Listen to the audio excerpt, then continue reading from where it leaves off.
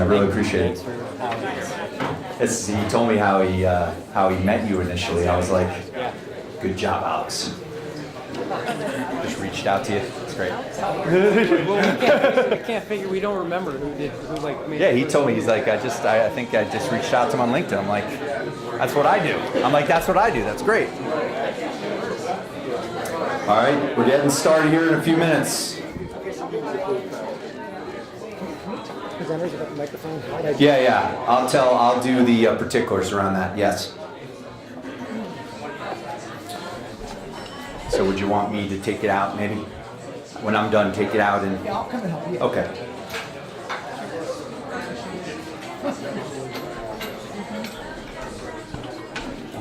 Everybody's coming downstairs. We're going to get started. Alan, you're not allowed to talk over there. You got to come over here. And Alan Krause, everybody, come on over. You're not allowed to talk under the steps.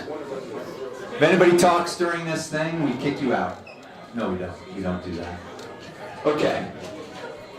I'm so excited to be here, everybody. If we could keep the volume down, I really appreciate it. Because I know it's like, that's why we have the networking upstairs. I know I am guilty of networking and being too loud. People say that to me all the time at networking events. So really, really excited to be here. We have a very, very exciting event happening starting on Friday, right? Philly Tech Week.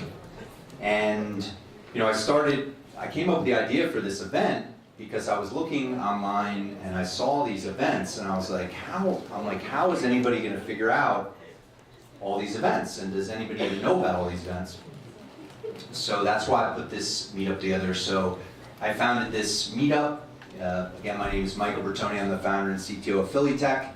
Really excited to have everybody here. Wanted to just give a quick shout out to WeWork. So Steve, do you want to come up here real quick? So WeWork is awesome. I work here, and they are giving this space to members for free to use, as well as the beer. Free beer, free space, right? So, and I think everybody's heard of WeWork, but I want to introduce you to Steve, and Steve's going to say a few words, and then we'll get started. Thank you, Mike. Appreciate it. Hey, everyone. My name is Steve. I work on the community team here at 1601 Market. Just want to welcome everyone here to our space and thank Mike for putting this all together. For those who aren't familiar with WeWork, we're a global co-working space. We have 4 locations in Philadelphia. And more importantly, we serve about 2,500 members in this city. So, you know, as Mike alluded to, we always encourage folks to use WeWork as a marketing tool, and just as a tool to sort of raise awareness for their brand, essentially, which Mike has done tonight. So, if anyone has any questions on WeWork, I'll be right in the back there. I'm happy to show you around, but thank you for being here. Great. So I wanted to briefly just go through the agenda and kind of talk about what we're going to be doing. So everybody has enjoyed the networking and free food and beer, right? Has everybody enjoyed that? Okay, great. Has everybody been making connections? Getting business cards? Has everybody been doing that? So that's obviously one of the things I try to do at my meetups is make sure there's ample time for networking with other people. So kind of quickly just going through the agenda, we're going to cover, I'm going to cover as best I can for you guys what's going on during Philly Tech Week, right? So I'm going to bring up all the events. I'm going to talk about the events that I think are great to go to. Unfortunately, a few events are sold out already, so I'll tell you about that as well. So I'll tell you all about Philly Tech Week. It goes from basically starting Friday, all the way to the following Sunday. So then we're going to have tech speakers in good rapid order, like probably 10 to 20 minute speeches. And all of these folks are technologists, software companies, technology companies. So we're going to have Michael Puskar, the co-founder and chief data scientist for Source Meridian. He's going to be talking about obviously data science and machine learning and artificial intelligence, things of that nature. Then we're going to have Jeff Paul. So one thing I wanted to mention, everybody, I think if everybody saw the message I sent, if you did not, this whole entire thing is being Visio tagged, right? You're being Visio tagged right now. No, you're not. So this whole thing is being video tagged, and what that means is this is being videoed, and their technology, really simple to understand. If you watch a YouTube video and it's like an hour long, how do you know where to go 10 minutes ahead to the next speaker, to the next person, to the next thing? They have the ability to have you tag the individual parts of the video so you can go right to it. Right? So everybody's going to get access. So once we do all the tagging and everything, I'm going to send it to everybody out through the meetup. So everybody has the video of everything here. And we also did a bunch of founder 3 to 5 minute videos as well. So that's really exciting. So I wanted to make mention of that. Jeff Paul is here from VisioTag. We got Rich Gallagher, Chief Product Officer for Energage. He's in the back. Energage is a great company, just doing a lot of really exciting things with increasing employee engagement, employee satisfaction internally. And he's going to talk more about that. We have she goes by Lizzie. You can call her Elizabeth, and then maybe when you get to know her, you can call her Lizzie. But her name's Elizabeth Platt, and she was just promoted to be CEO, COO of Legal Science. And she's here, and Legal Science is a really cool company doing a lot of things with policy automation. And Dan Lamont, cool company here, Threshold.world. He is going to give you the best minimalist presentation you've ever seen in your life. It's great. So he's launching the company, and a colleague of mine just accepted an offer with him. And a really exciting company. He's going to tell you more about that. And then Alan Krause, he is the principal of Blind Spot Strategy. He's going to speak, and he is all about more of a focus on helping you get funded. Learning about strategy around funding. Also does coaching for software and technology companies. And then I'm gonna end things off with a short presentation. All right. So I don't know if I mentioned this, but so I'm not going to read all this. So I'm just really excited to be here. So I've been involved in technology for over 20 years. My specialization is really working with startups, whether they're self-funded or funded somehow or venture-backed. And I really focus in 2 areas around engineering, engineering development and sales.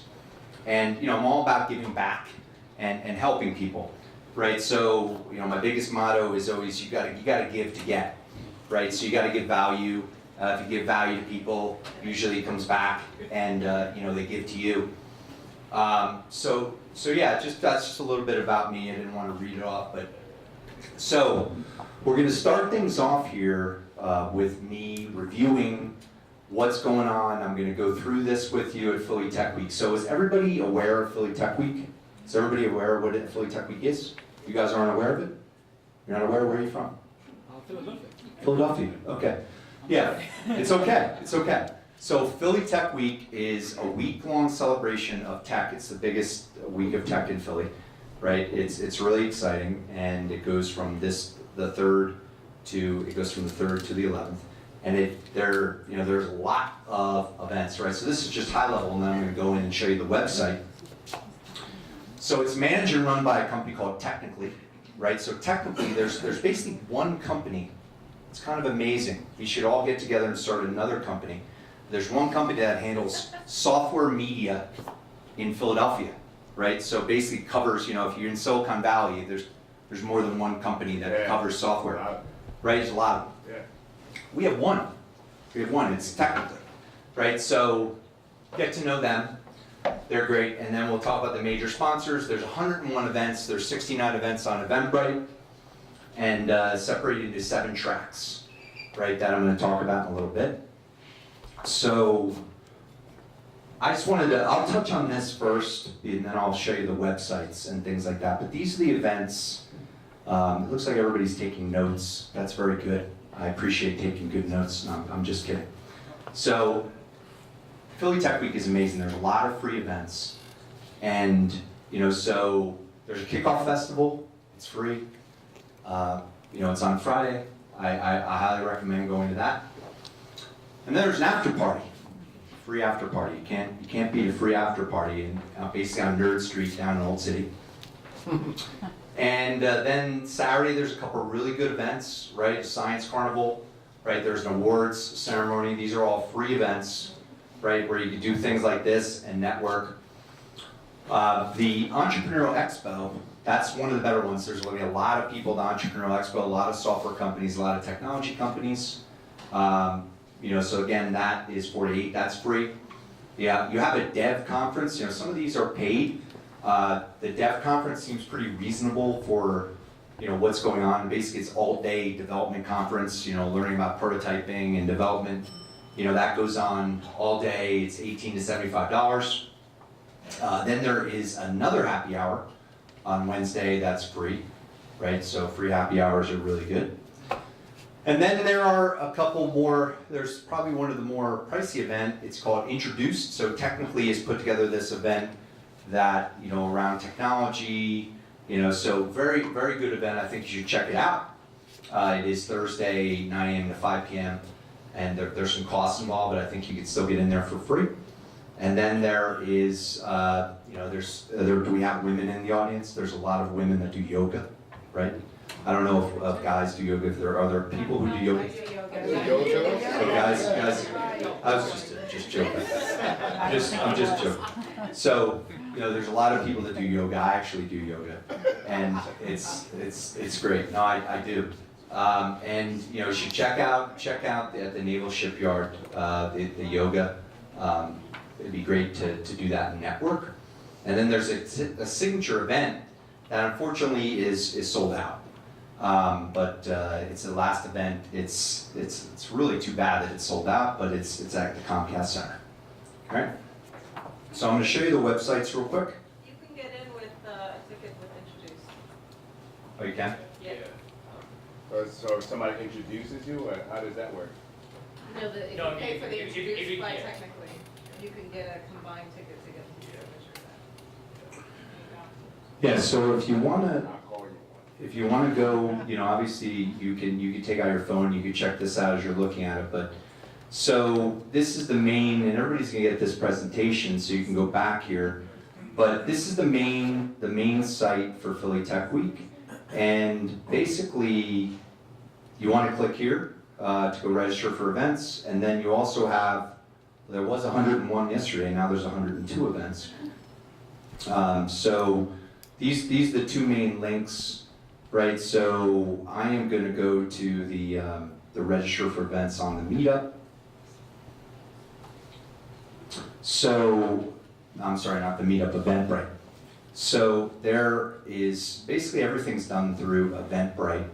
And, if you look through here, it says that there's 69 total live events, right? If you go back and, show the ones that I recommended, but I highly recommend that you go through this link and check it out. A lot of these events are free, right? And they're great. There's a lot of great events here.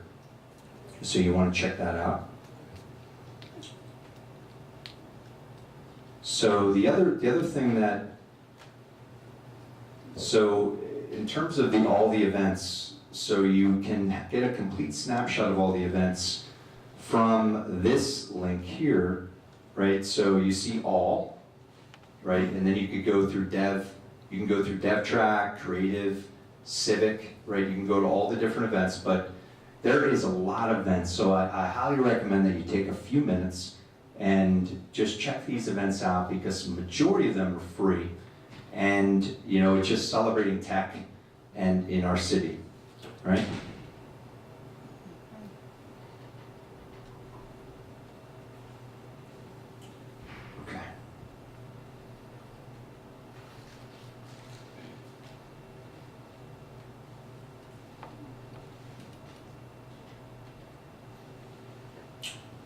All right, so yeah, that is it. I was going to get into the way the tech was set up here.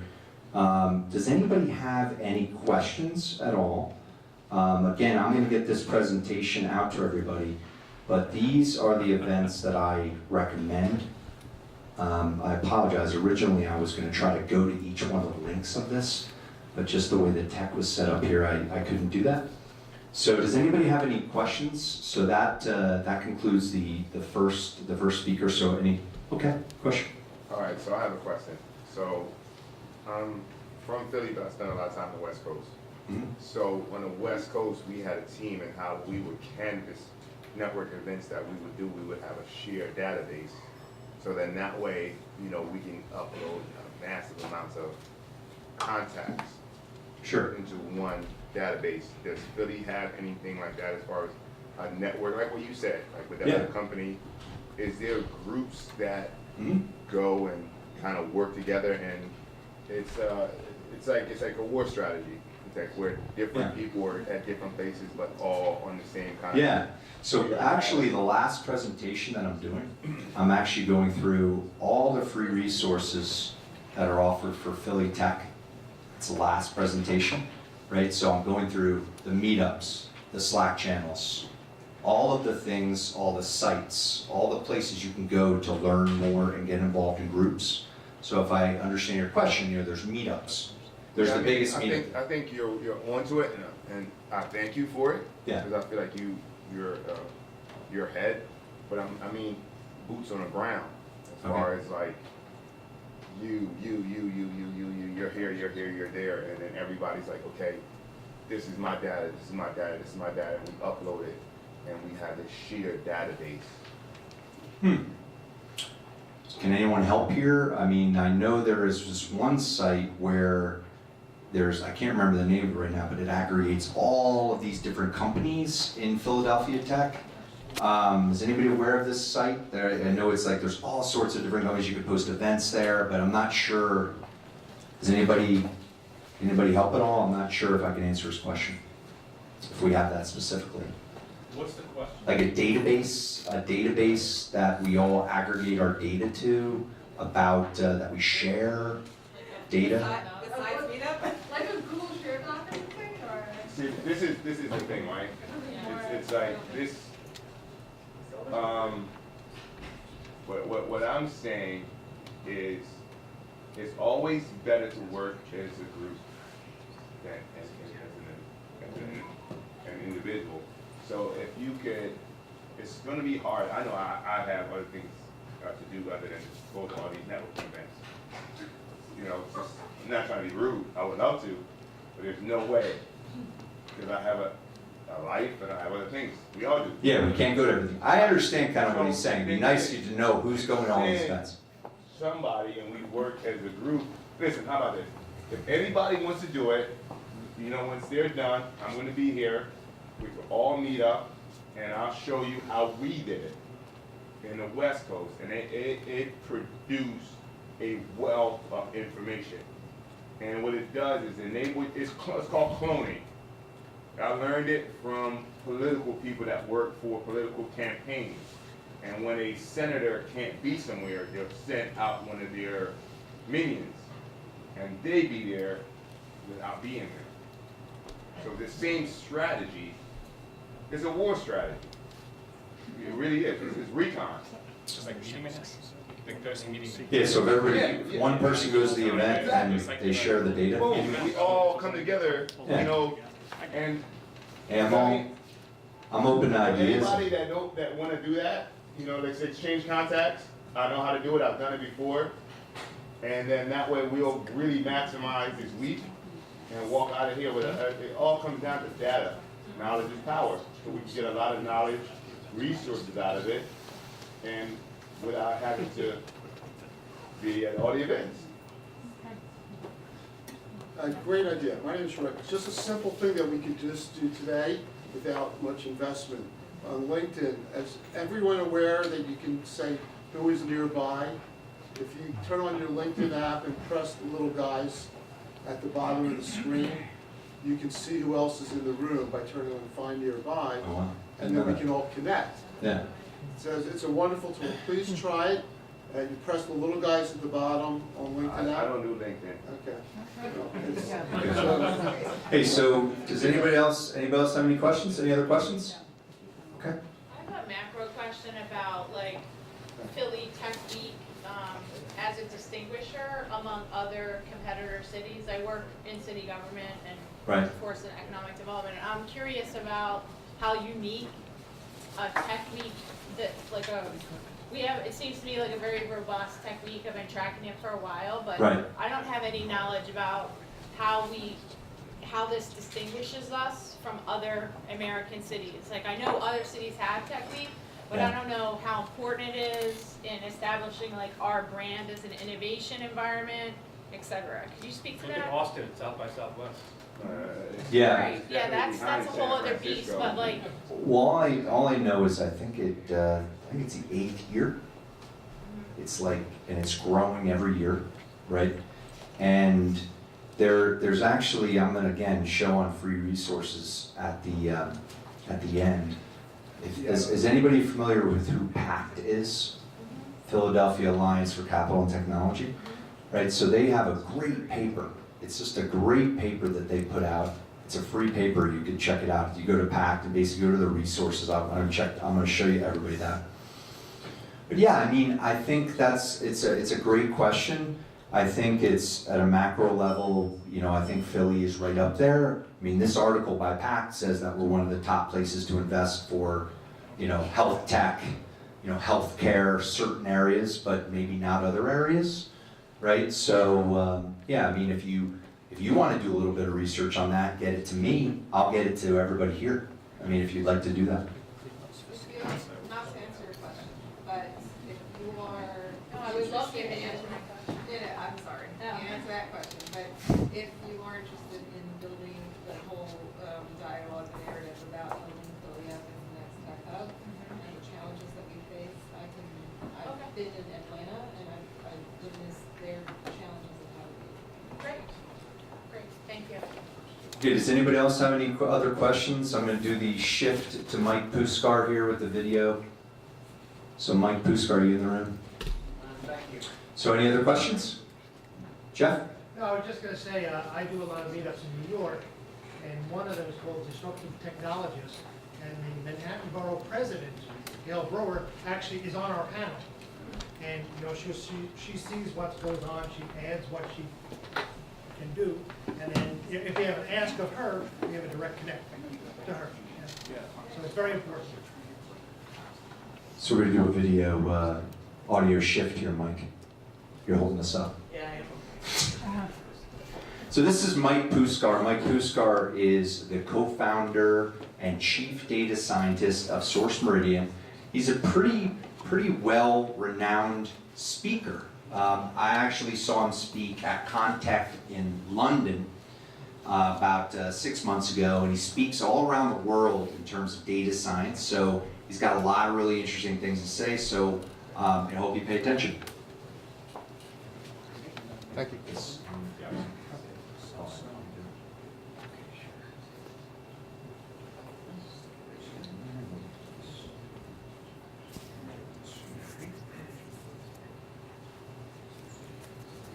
All right. So, okay, good. I'll click if you want. Okay. It was only a few slides. So, thanks, Mike, for putting on this great event. Really excited to be here. So, my name is Michael Pushkar. I'm the co-founder of Source Meridian. I'm also a chief data scientist. So, Source Meridian is a software development group. It's based here in the Philly suburbs, but we have offices in Latin America and also in Europe. So, as my title suggests, you know, I'm a chief data scientist, so most of what we do is related to data science. And, you know, our customers typically have very large volumes of content. So we're sort of laser focused on working with customers that have that content to do data analytics, develop new content, new products from their existing content, and come up with other kind of insights based on the data that they have. So that usually means that we're working with artificial intelligence and machine learning, and that is my particular background. It's something that I understand quite well. And yeah, so we're working with emerging technology to be able to produce new products for our customers. So when I talk to people outside of this room, you know, laymen, about what I do, and I tell them I work in the artificial intelligence field, most of them think that I'm building the next generation of Terminators. My wife, she thinks that you know, I play video games. My peers, they think instead of working with large volumes of content that I work with, that I make large volumes of money. But the reality is that what we actually do is we write a lot of code, and we're working with customers to develop innovative solutions to solve some of the industry's most challenging problems. So I only have 15 minutes, and this is a talk about artificial intelligence, so there's really not that much time. But I guess what I'd like to focus on was the first box from the prior slide. You know, when you think about what society thinks of AI, they think about it as the future, right? So they think of a very science fiction type of context. They think about Terminators, or they think about Westworld, or sometimes they think about, you know, just self-driving cars, or I guess articles that can write themselves and things like that. And that's a big mistake, because artificial intelligence is not the future. It's happening right now. And I have to be honest, we've done, like I said, about at least 80% of the products that we've developed over the last year involve the use of artificial intelligence. And the truth is that some of the stuff that I've seen is staggering. I mean, the advances are mind-boggling. And I don't think it's hyperbole to say that artificial intelligence is going to change the lives of every single person who's in this room. And it's going to do it very, very quickly. So history tends not to be on the side of the complacent. So in your organizations, if you do not have a strategy based around AI, you need one. Because while we work with customers to give them a competitive advantage, there's a difference between a competitive advantage and entire industries that may in fact be destroyed by people who are not able to adapt to this technology. You do not want to be one of the people who needs to adapt to this technology. You want to be one of the innovators who's changing the world.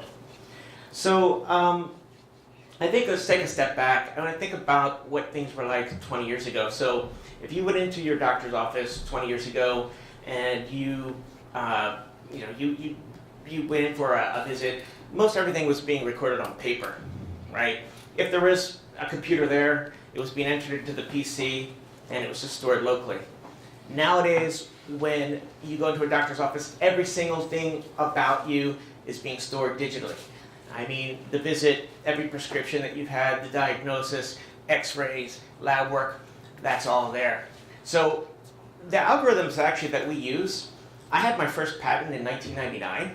So we're using the same AI algorithms that were invented years ago. There's nothing new there. But two things have made AI possible in today's generation. The first is this availability of content, just this explosion of digital data and content that's out there. And the second is cloud computing and CPU power. We just simply didn't have the computing power to do the kind of things that we can do right now. So these advances have really sort of changed things and made AI possible. So I want you to think about now all the types of things that you could do with AI algorithms and that same health data. So for example, now one of our customers is a company called Purple Lab. They have 50 terabytes of content, 50 terabytes. They have longitudinal data for 300 million Americans over the last 10 years, every single health care visit that they have had. So with that kind of information, it's just immense the types of things that you can do. You can start to look back and you can say, you can start to create algorithms that will identify in advance patient populations and their vulnerability to certain types of disease states. You can detect fraud in the insurance industry. You can do all kinds of really interesting things. And the explosion in data, it's still continuing. Like 5G is launching now.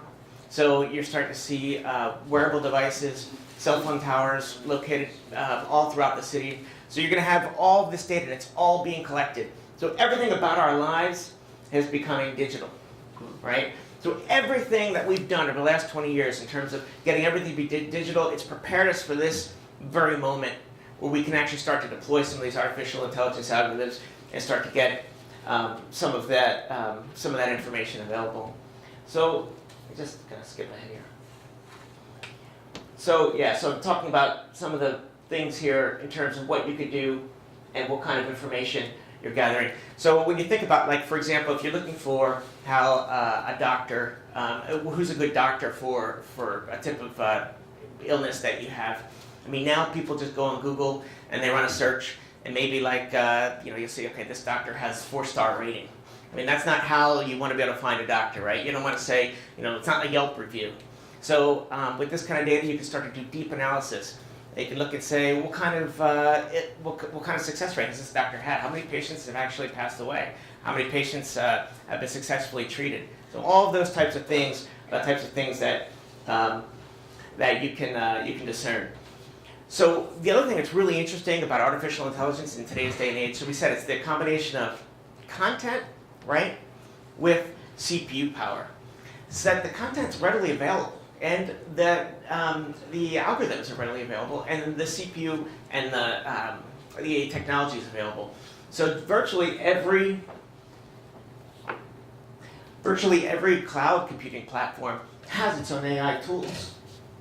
So I really would like you to walk away today feeling empowered. Don't feel that AI is the future.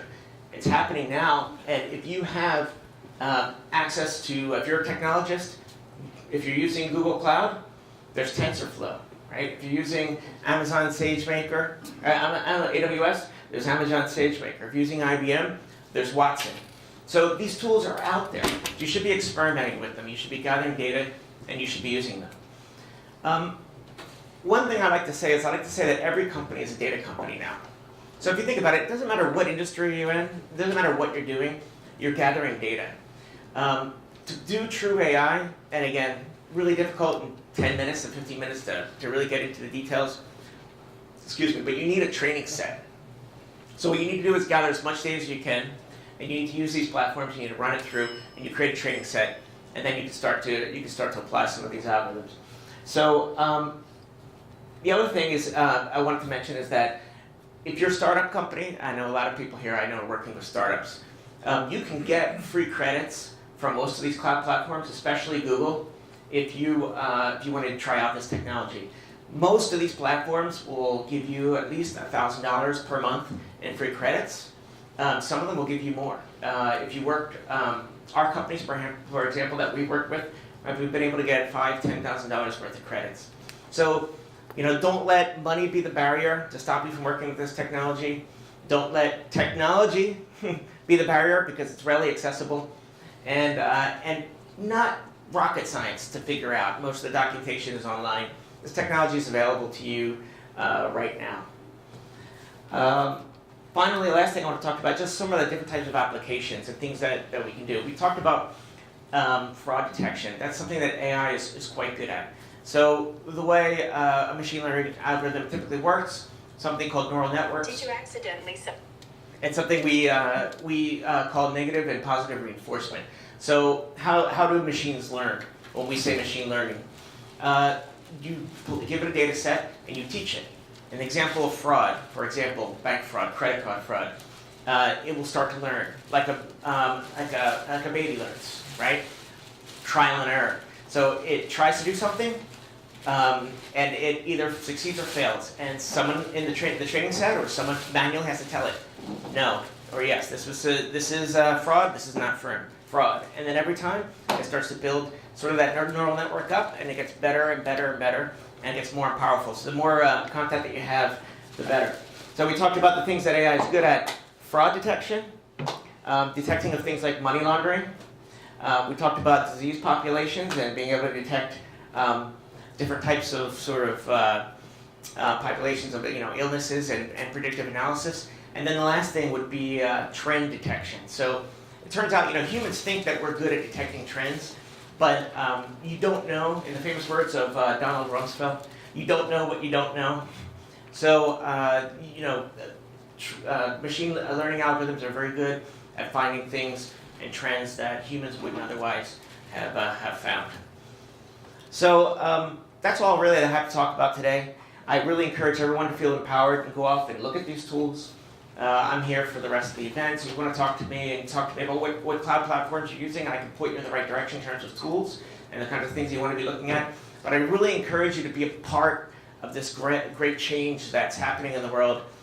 There's not another transformative technology, another technology more transformative really than AI technology. And you want to be a part of changing it. You want your organizations to be working with this technology now and not having to adapt to what other people invent in the future.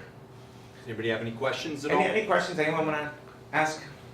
Sure. Just to experiment, should I start with Google or Microsoft? Which one would make sense for somebody who's low level, just interested in experimenting? I'm going to somebody's highlight.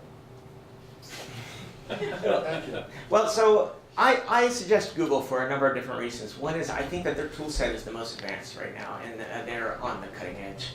But honestly, the difference between Google and Microsoft might very well be which technologies you're more comfortable with. So if you're comfortable with the Microsoft suite, then I would go with Azure. And if you're more comfortable with open source type technology, then I would go with Google. But there's no bad choices here. Thank Yeah, you're welcome.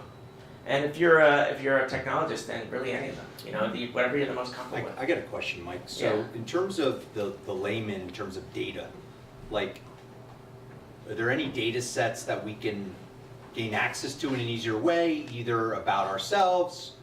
Can we get, how do we get the data? That's always my question. Okay, so Google itself provides training set data, so that's fantastic, right? That's another reason why I like the Google Cloud Platform. But there's a lot of data just out there on the internet. So, for example, with taxonomies and being able to be able to classify content into specific taxonomies, there's things out there like Mesh. If anybody works in the healthcare industry, they'll know what Mesh is. There's a lot of like publicly available data that someone could just go out there and crawl and download and set up and start using for training data. It's all out there. That's great. Did anybody have any other questions? So thanks, Mike. All right, thank you.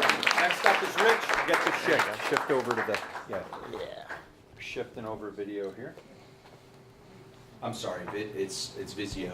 It's, I apologize, it's VisioTAC. So where's Jeff? Jeff, you're up.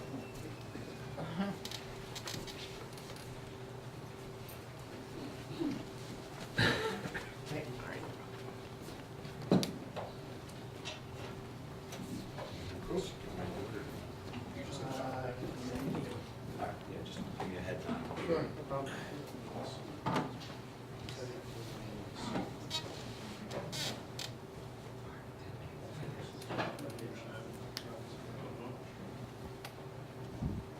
Hello, hello. Hi. Hello. Thanks for having me. Everything okay, Craig? Great. First of all, I'd just like to recognize Craig Dovidio. He's a VisioTag person. I'm from New York. That's where our company's headquartered. Craig is located here in Philadelphia, and he's helped us out on a bunch of events. And at the last minute, he agreed to come tonight. So I'd just like to recognize him and give him a round of applause.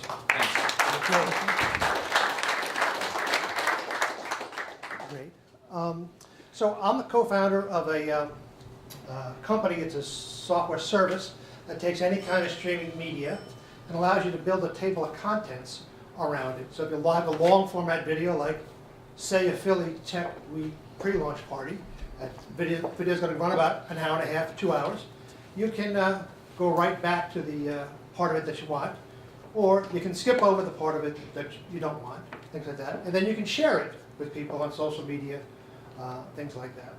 And it's an end user tool, so you don't have to have a degree in advanced graphics to use it. Anybody with a high school education can use it.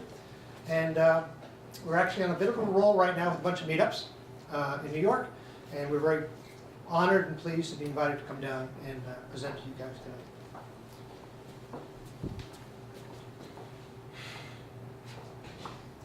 So overall, we came about, well, actually the product got its start after 9/11. My partner is a professional videographer, and he was doing training for a pharmaceutical company. And they would bring in their managers from all over the world, and they'd run them through 6 weeks of training, and then they'd send them back out to do what they do. After 9/11, if you remember, it was very difficult to travel. And people weren't really sure, could you really do it? A lot of people didn't want to do it. So he took a challenge from his boss. You know, necessity is the mother of invention. And they said, we want you to take your classroom training that we do here and make it available as distance training. And your 6-hour videos about each class, we want to give that remotely. And he quickly came up with the notion of, we just can't sit there and watch a 6-hour video. Move the radio head an inch at a time and things like that. So he came up with the first iteration of VisioTag so that people can take the course at the rate that they want to take it. They can take the videos and they can go back to them and they can go forward in them and things like that. So it's not a new idea. However, we're the only ones to commercialize it, make it available as a service. So, as you know, no secret, online video is just exploding. You know, one of the things is every minute there's 600 hours of video uploaded to YouTube. So they're the largest advertising platform in the world by a factor of like 12 over anybody else. And that the videos are getting longer and longer and longer. And it's now acceptable to take a business video and put it online. You can do it publicly with Vimeo, you can do it publicly with YouTube, or you can do it privately for your own personal thing with other CDNs, things like that. There's really no slowdown in it. You know, where's it going to end up? You know, don't really know from that. These are the most popular services. We work with all of those. We really don't care which streaming service you have because we're platform agnostic. I got you. Oh, you got it? Good. Yeah. So again, this is just industry trends. For Facebook video, which is really getting big, they have a great platform, things like that. The fastest growing segment of their videos is business videos. Business meaning longer than 18 minutes. Some of them run an hour and a half, 6 hours. This past weekend, there was a global summit event at the New School in New York that was a Facebook Live event. And the video was 8 hours long. So we actually chopped it up into teams in order to actually build a table of contents around it. But again, that's just, and it was simple. You put a camera out there, it hooked up to Facebook. We had about 200 people in the room. We had about 800 people remotely. And then that video has been seen and seen again thousands and thousands of times by other people who want to see it. Again, same thing with YouTube. Again, of the categories, the fastest growing categories is long format business video. So it's very acceptable to have long format video. What's not there is a set of tools to help you manage it. And that's the problem that we solve.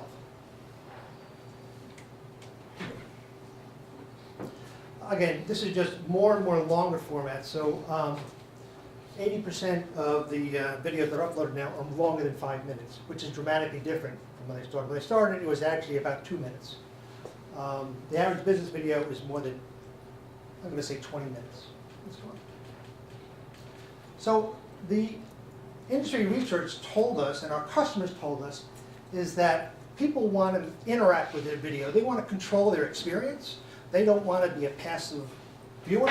They want to be able to control how they spend their time. And they want to get to the information that they want to get to right away.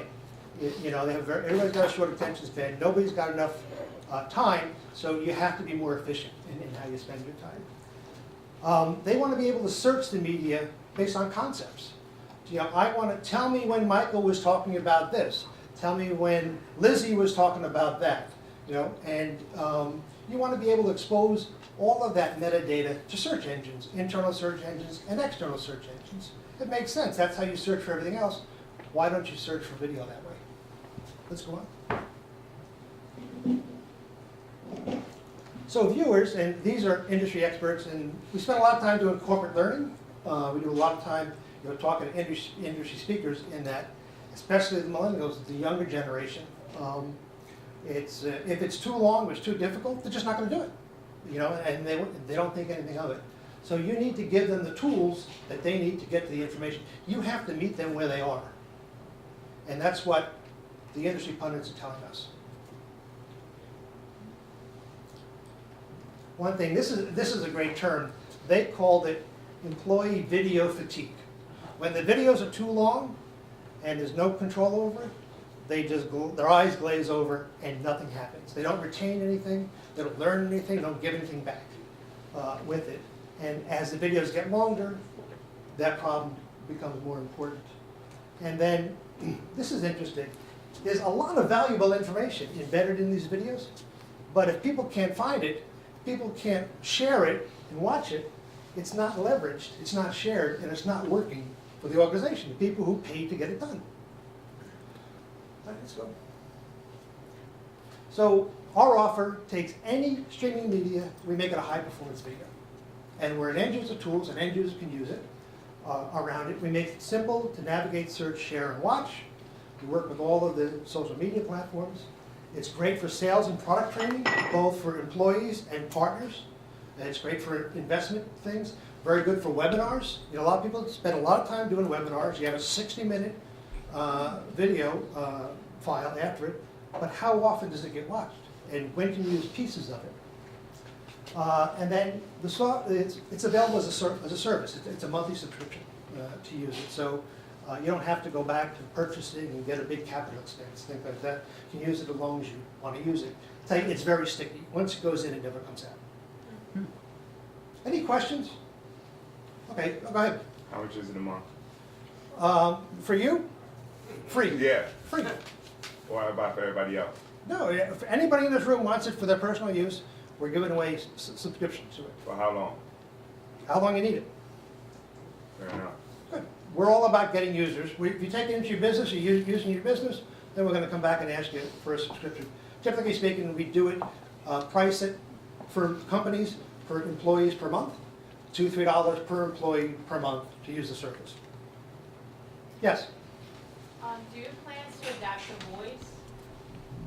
When you say a voice, Like, you know, Podcast. no, but like my kids just talk to their phones now. They don't even type anything. right? Like, we're moving, unfortunately, to like a post-reading society. So how do you envision seeing this adapt to like a voice command, like find this in the video for me or no? Oh, we can do that now. I mean, if you have speech to text, we just take a text search and Okay. we can watch it that way. We have some exciting things coming out for our product that I can't talk about now, but you know, we're always taking feedback from our clients. Yeah, go ahead.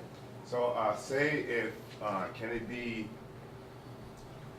be shared on a group level to where if people wanted to tackle specific tasks individually but grouped, you know, like say use Tech Week, Yeah. you know, to where people can do different videos Right. and then group it together. Yep. Can it do that as well? Yeah, we can do that. Matter of fact, I was going to offer to you, if you wanted to send your 5 friends out to 5 different events with their cell phones and they videoed those cell We phones, definitely gotta talk. then we could tag the whole thing and then everybody can Yeah, share it that way. Absolutely. 100%. Yes. And again, So how does this actually work? I've taken a video of my vacation, it's 15 minutes long. Sure. This one is the, you know, how? Sure, no problem. It's simple. Let's move on. So this is what the player looks like. Now what's nice about it is there's 2 things going on here. This is a YouTube video of our Disruptive Technologist group back in New York. This is playing directly from YouTube. It can be from any streaming service, things like that. Around it is a very nice custom branded player, so you know what it's about, and you can do actionable items on there. Here is the table of contents, and essentially that's a manual process right now. You go into authoring mode, you say, I want to create a Visiotech program, and it says, okay, the first thing is, what's the source of your video? Where's it coming from? Take the URL, you put it in there. We go out, we pull up all the metadata about that video, we pre-populate it. Then you watch the video, and you say, okay, here's the introduction by David Carlos. Then 3 minutes later, there's the Sonic Pi for Raspberry, blah, blah, blah. And then you do it. Today, it's a manual process. Anybody can do it. Our best customers actually ask us to do it, because they don't have the time to do it. But so an hour video, if you know the content, takes you about an hour and a half. If you have to learn the content, it may take 2 hours. Go ahead. how do you make money in this? What's your strategy as far as to We sell to companies. What do you sell? Well, this service is available if you have 1,000 employees, and all the employees are going to watch the videos using this service. We charge them a couple dollars per employee per month to use the service. Understand? Oh yeah, I get it. I'm just seeing why that. Sure.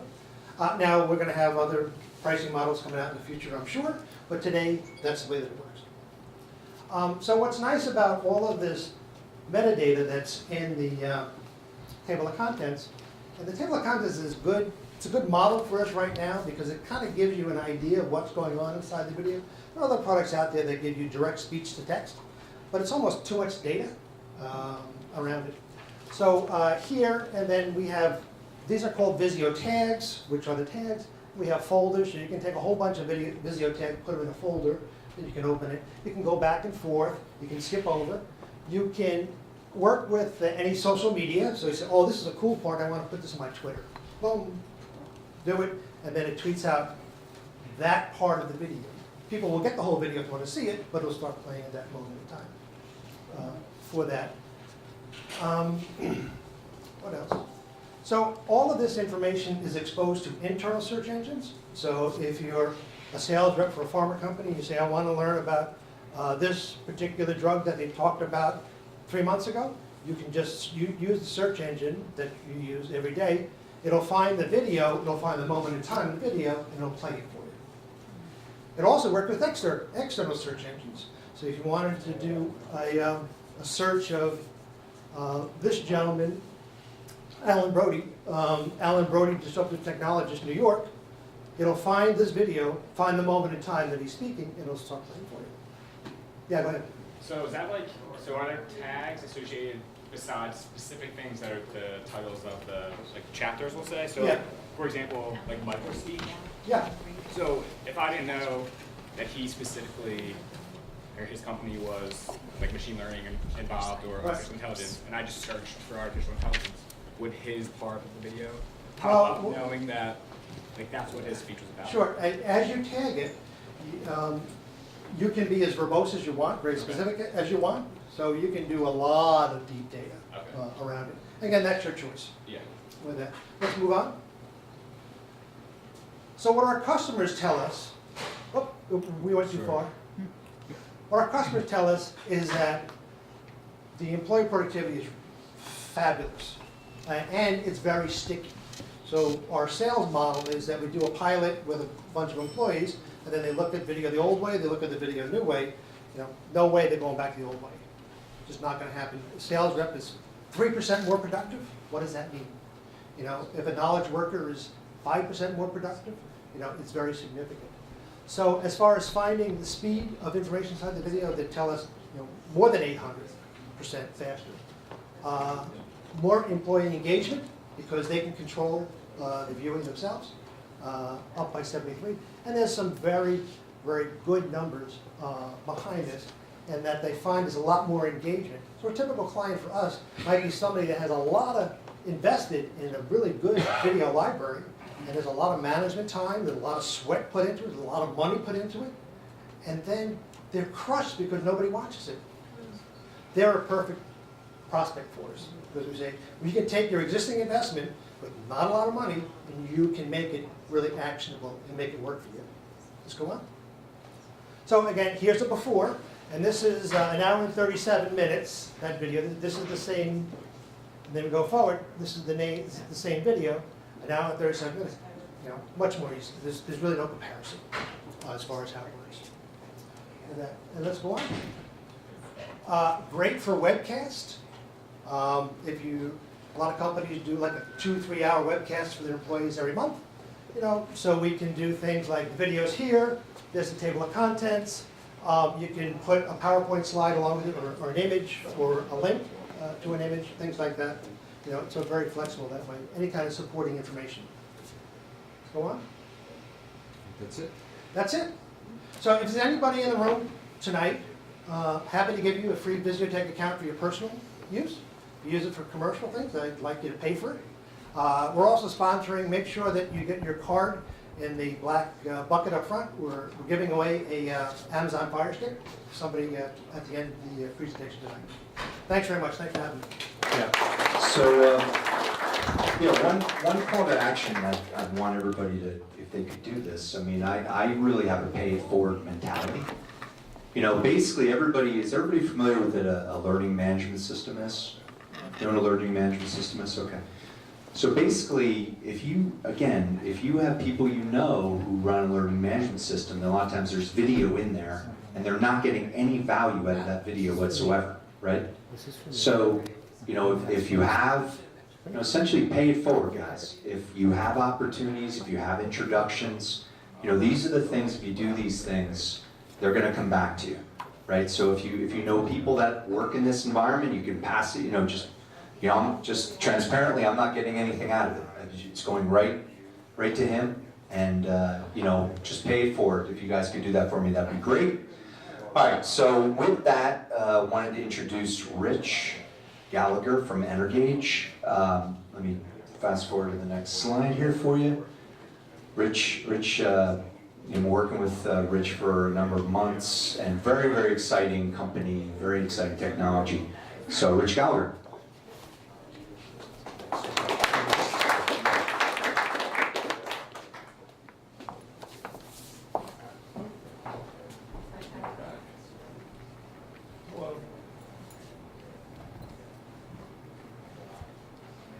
That was the first test. So hello, hey, it's great to be here. I'm from a company called Energage. We've got offices in Philadelphia and Exton, PA. We're not a new company, but we're in a company that is absolutely in a perpetual state of growth and innovation. And we land in a segment that today is considered to be an emerging segment called culture technology. Think of it as falling within the broader, more established HR tech marketplace and landscape. And for us anyway, our focus is really predicated on the basis of the fact that when you think of a company's culture today, you have to think of it as the last remaining strategic competitive advantage. You know, in a landscape where technology, operating methods, and so the supporting operating sciences are increasingly commoditized, it is ultimately your culture, the thing that binds your employee population together, that really represents that last remaining strategic competitive advantage, which can put your company on a path to success or failure if not approached carefully. And so the space that we're in is absolutely catching fire from a commercial standpoint as well as from an investment standpoint with companies coming into our marketplace on a daily basis. We received a round of funding in October of 2017 to help us continue our innovation and growth path, and that's what we've been doing and will continue to do. I guess for me anyway, this is hard. I guess if you look at, and if everyone's willing to admit it, the reason why they ever in their career considered literally just getting up from their desk and walking out of the company, I can assure you it was culturally related. Right? Those are the things that strike so hard at employees and their feelings of value and worth inside of the company. And so you know, whether it's a feeling of appreciation or a lack of, whether it's a feeling of whether or not the company within which you work is operating under strong values, whether those values align with your own, whether you're operating under a leadership team that you feel is clued in or understand what the situation is with folks in the trenches or boots on the ground. All of those things are really critical drivers, and especially today when we're dealing with incredibly competitive marketplaces where companies are struggling to acquire and retain really top talent. Those are the things that really, right now, represent real deep financial and other challenges for businesses. And wouldn't it be great if in the end, this is how easy it was to identify employees who are right at that point, that breaking point of when they're literally thinking about getting up and walking out of your business. And you're not even prepared to deal with the cost of loss, let alone the cost of replacement of that personnel. Unfortunately, that's not easy to do, right? Nor do employees want that to be that easy to do for a company. And so we can talk about the benevolence of that type of activity that allows companies to identify well in advance when specific individuals are at that breaking point, and then trying to find proactive ways to intermediate. But at this point in time, it's also a bit creepy when you think of what it would take to be able to do that at scale. And so if you think about things more from a perhaps slightly easier to deal with situation, even if you wanted to try to make it this easy to identify where the problems are inside of your organization, it's still very hard to do, right? And it's also the employees who don't believe that it's their problem or their work is required to identify the problems for you. And so they still expect companies today to understand where all the problems are. They expect the companies to do more of the work to remediate those problems. And so these are what businesses today are struggling with, is how do they get visibility into the potential risks and problems associated with this, and more importantly, what do they do about them? And so the good news is that there's opportunities. We've been operating our business now for more than 10 years, and one of the areas that we've been focused is driving And a program that you guys may be familiar with, Top Workplaces. We recently had an event here in Philadelphia where we recognized more than 100 businesses who participated in the Top Workplaces program. We operate 50 of those programs around the country and have been doing so for more than 10 years. That's afforded us an enormous amount of visibility into businesses. And so we've essentially put more than 50,000 businesses through that program. More than 20 employees have participated in that program, giving us an enormous wealth of information for what ultimately drives the culture of those businesses, particularly those businesses that are named as top workplaces, as well as those businesses that are not. And so we have this incredible comparative analytics around the elements that ultimately drive those businesses. And we've been able to distill those down into a number of incredibly explicit culture drivers. And our research continues to support the identification and the evolution of those culture drivers. And the key then is applying that insight into the way that we can support the engagement between companies and their employees. And so, because ultimately, you get the whole person, right? When you fill a position, you're getting the entirety of that human, right? And humans are complex beasts. But you're getting every element about them brought into that work condition. And I can tell you, it's incredibly important to get the culture more right than wrong. And it's not just important in terms of employee satisfaction over their experience and how that might translate into your customer satisfaction and customer experience, but it's ultimately the key drivers of your company's success and performance from a bottom line. And so you have to be able to engage that.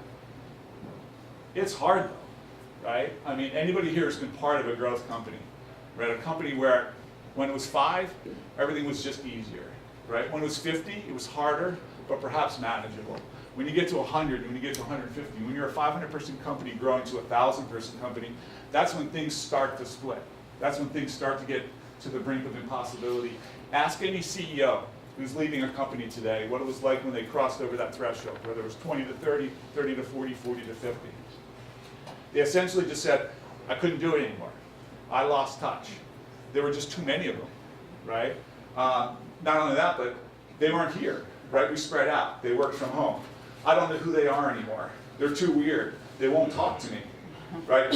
Even if they, so, and those are real world situations. And again, they don't even see it as their responsibility to talk to you, right? And so ultimately these things become, and so in this situation, best intentions aside, right? The intentional starts to fork to the accidental. The culture is driving you, you're not driving the culture. And that's a really, really daunting situation. But fortunately, I think there are options. We've approached, again, taking the science that we've looked at and really understanding what are those key drivers of an employee's experience, the things that support the culture. We've really aligned ourselves with the employee life cycle. You've got to understand an employee's journey, not just from the perspective of the company, right? However well-intentioned, it's still very top-down, but also from the perspective of the employee. Really understanding what are their objectives, what are their motivations, what's driving them.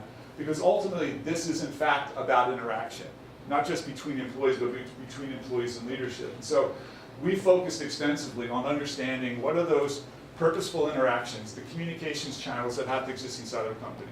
Can I ask you guys today, who has inside of their company a 100% confidential communications channel between themselves and the top leadership of the company that they trust? Anybody? Why? Like a hotline or something? Any, doesn't matter. I mean, it's Carrier in the pigeon. past, sure. In the past I have. Okay, how did it work out? I never reported it Okay. personally. Did the leadership share the feedback they received through that channel? I don't know if they shared it, but they used it to inform the decisions moving forward. At least that was the pitch around that. Our point of view on this is that that is a really hard thing for businesses to embrace.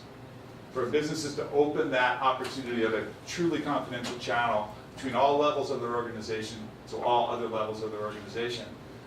Because you have to be prepared for what may come through that channel. And I guess again, our point of view is, wouldn't you rather know?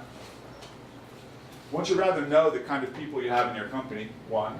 2, wouldn't you rather know what they have to say, 2, right? What happens after that is incredibly defining for a business. I know that. I joined Energage 6 months ago. one of the more interesting things for me to embrace inside of the company was just that fact. That anybody, they could be the person sitting next to me, 3 levels down in my organization, who just told me that I sucked, right? That I have no basis for decision making. That's hypothetical. But it could happen. And the question isn't whether that's the right thing to afford a company the opportunity for. It's how do you lead through that, right? And so what it does for us as leaders inside of the company, it causes us to understand that, and not only that, appreciate that as being something that we believe in, that is part of our company's culture. And so one of the things that's really important to understand is that while we as a company understand the core drivers of a company's culture, this is not about a company achieving perfection in their culture.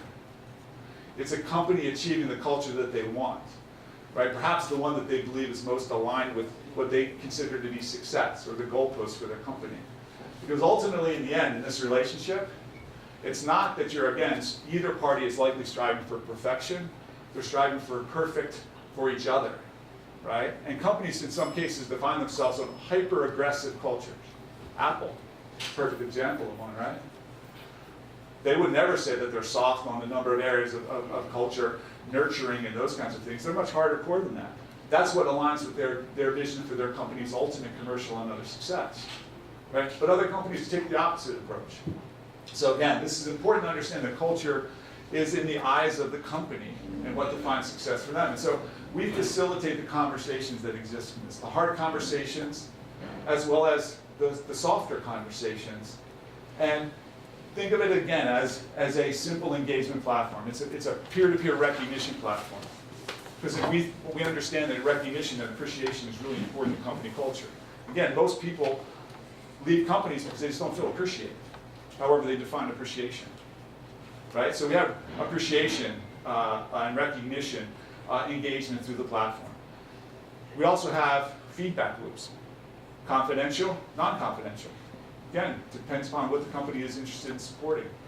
The whole point about this is that this is not just engagement for engagement's sake. It's not about how much chatter can a company generate inside of its walls. It's about how that engagement is reflecting ultimately upon the company's culture. And so everything that we do supporting the platform is specific, it's purposeful. It's ideally efficient, meaning they can do it from anywhere, any way that they want to do it, right? Any form factor, etc. It ultimately has to be impactful though. It's got to get to the place it needs to go. It needs to be supported in terms of the feedback loop. So you can't have a suggestion box and never reply to the suggestions. Right? So one of the things that the platform does is it really holds the parties accountable to a healthy outcome, whatever that is. It could be in a completely mutual disagreement, right? But the feedback loop is closed. And so that each party in the engagement platform, if they choose to participate, understands at any point in time what they need to know, what they need to do, and then they have fully accessible to them all the other things that they could do. Because today may be the day that they choose to do a peer-to-peer recognition of a colleague. And so it's really important. And so we create these opportunities for businesses to be able to allow us to set the groundwork for their company. Because they know that it's not going to get any easier when they're 2,000 employees. It's going to probably be harder, right? And so one of the things that we're particularly proud of is that having supported the Top Workplaces program for as long as we did, we've amassed a significant amount of data. As I said, 50,000 companies, 20 million employees. We're not only able to help facilitate the engagement, we're not only able to assess what that engagement seems to suggest for a company in terms of its values, whether they're the ones they want or not, we're also able to predict or otherwise suggest what they should do, because we probably have a complete history of a company just like them, who perhaps went on a similar path. We just have to share that finding with this other company and give them predictions, right, or suggestions that have, really strong predictive strength because of the data that we have. And going back to Mike Pushkar's presentation, we probably wouldn't have been in a position 10 years ago to do that, right? Our business was more of a services or a consultative business at that point in time. But fast forward 10 years later, we have a heck of a lot more data. And two, but we have the prevalence of the tools to allow us to use that data, not just to make suggestions, but have a high confidence that those suggestions can be really predictions for what the outcome will build. And so from a technology standpoint, that's what we're particularly excited about.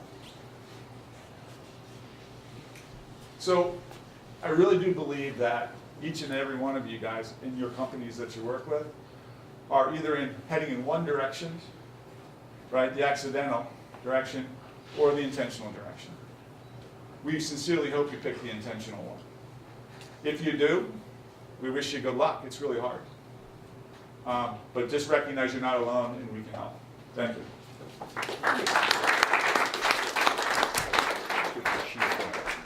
Give her the mic.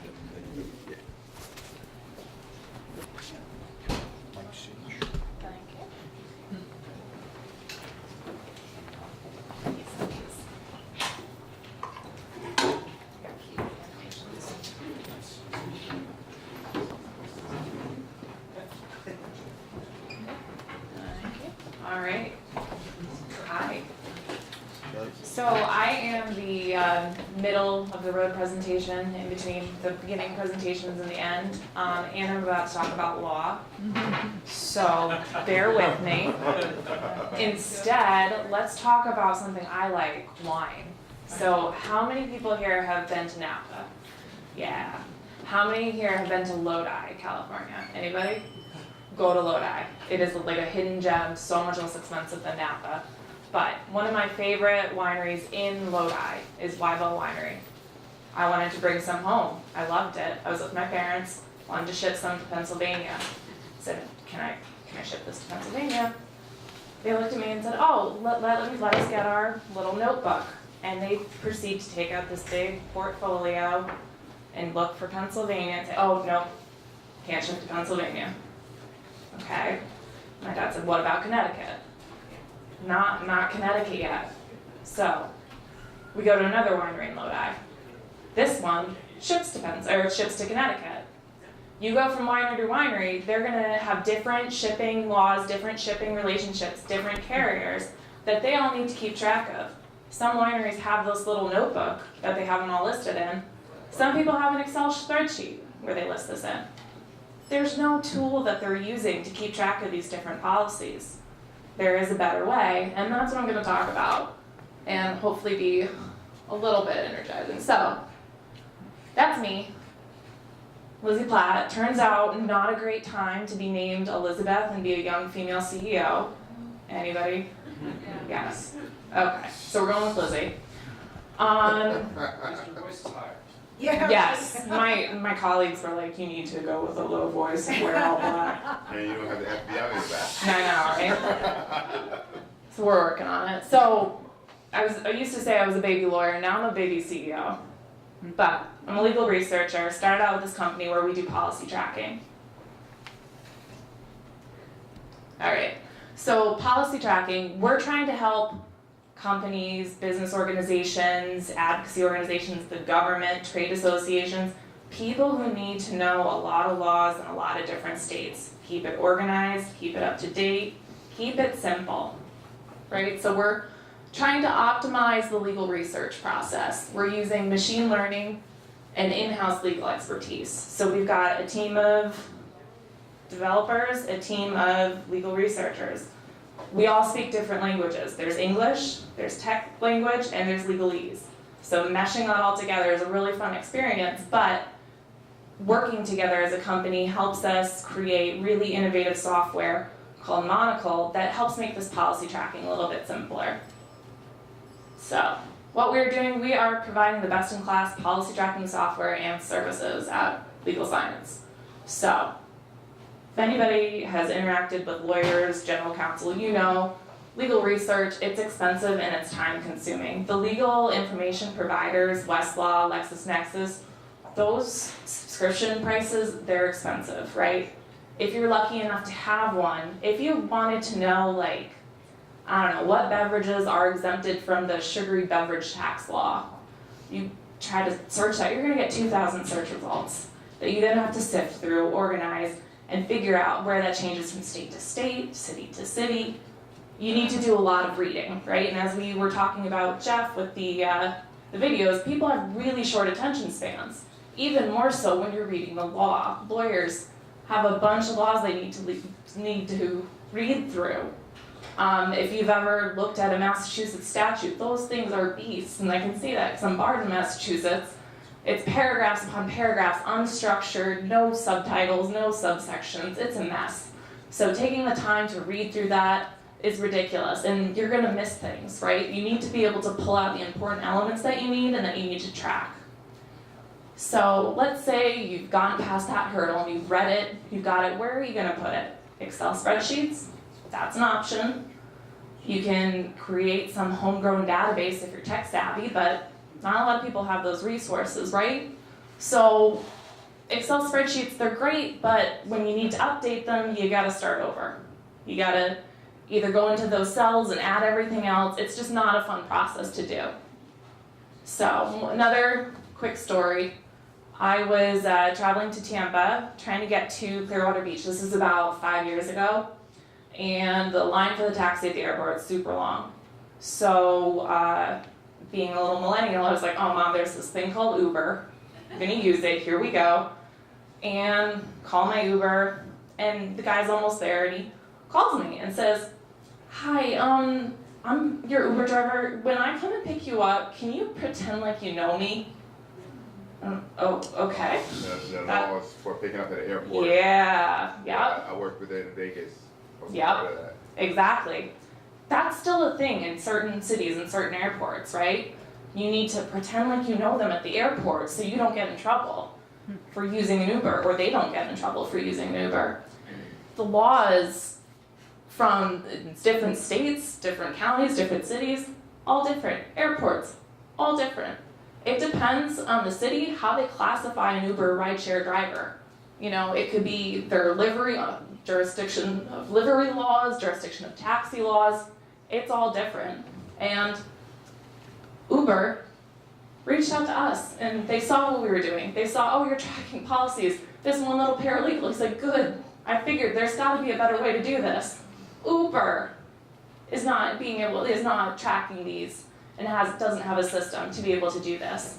When Uber thinks of laws, they're thinking of, oh, compliance, you know, these employer laws, we gotta make sure all of our drivers are covered. They're not thinking, oh, can we operate at this Tampa airport? No.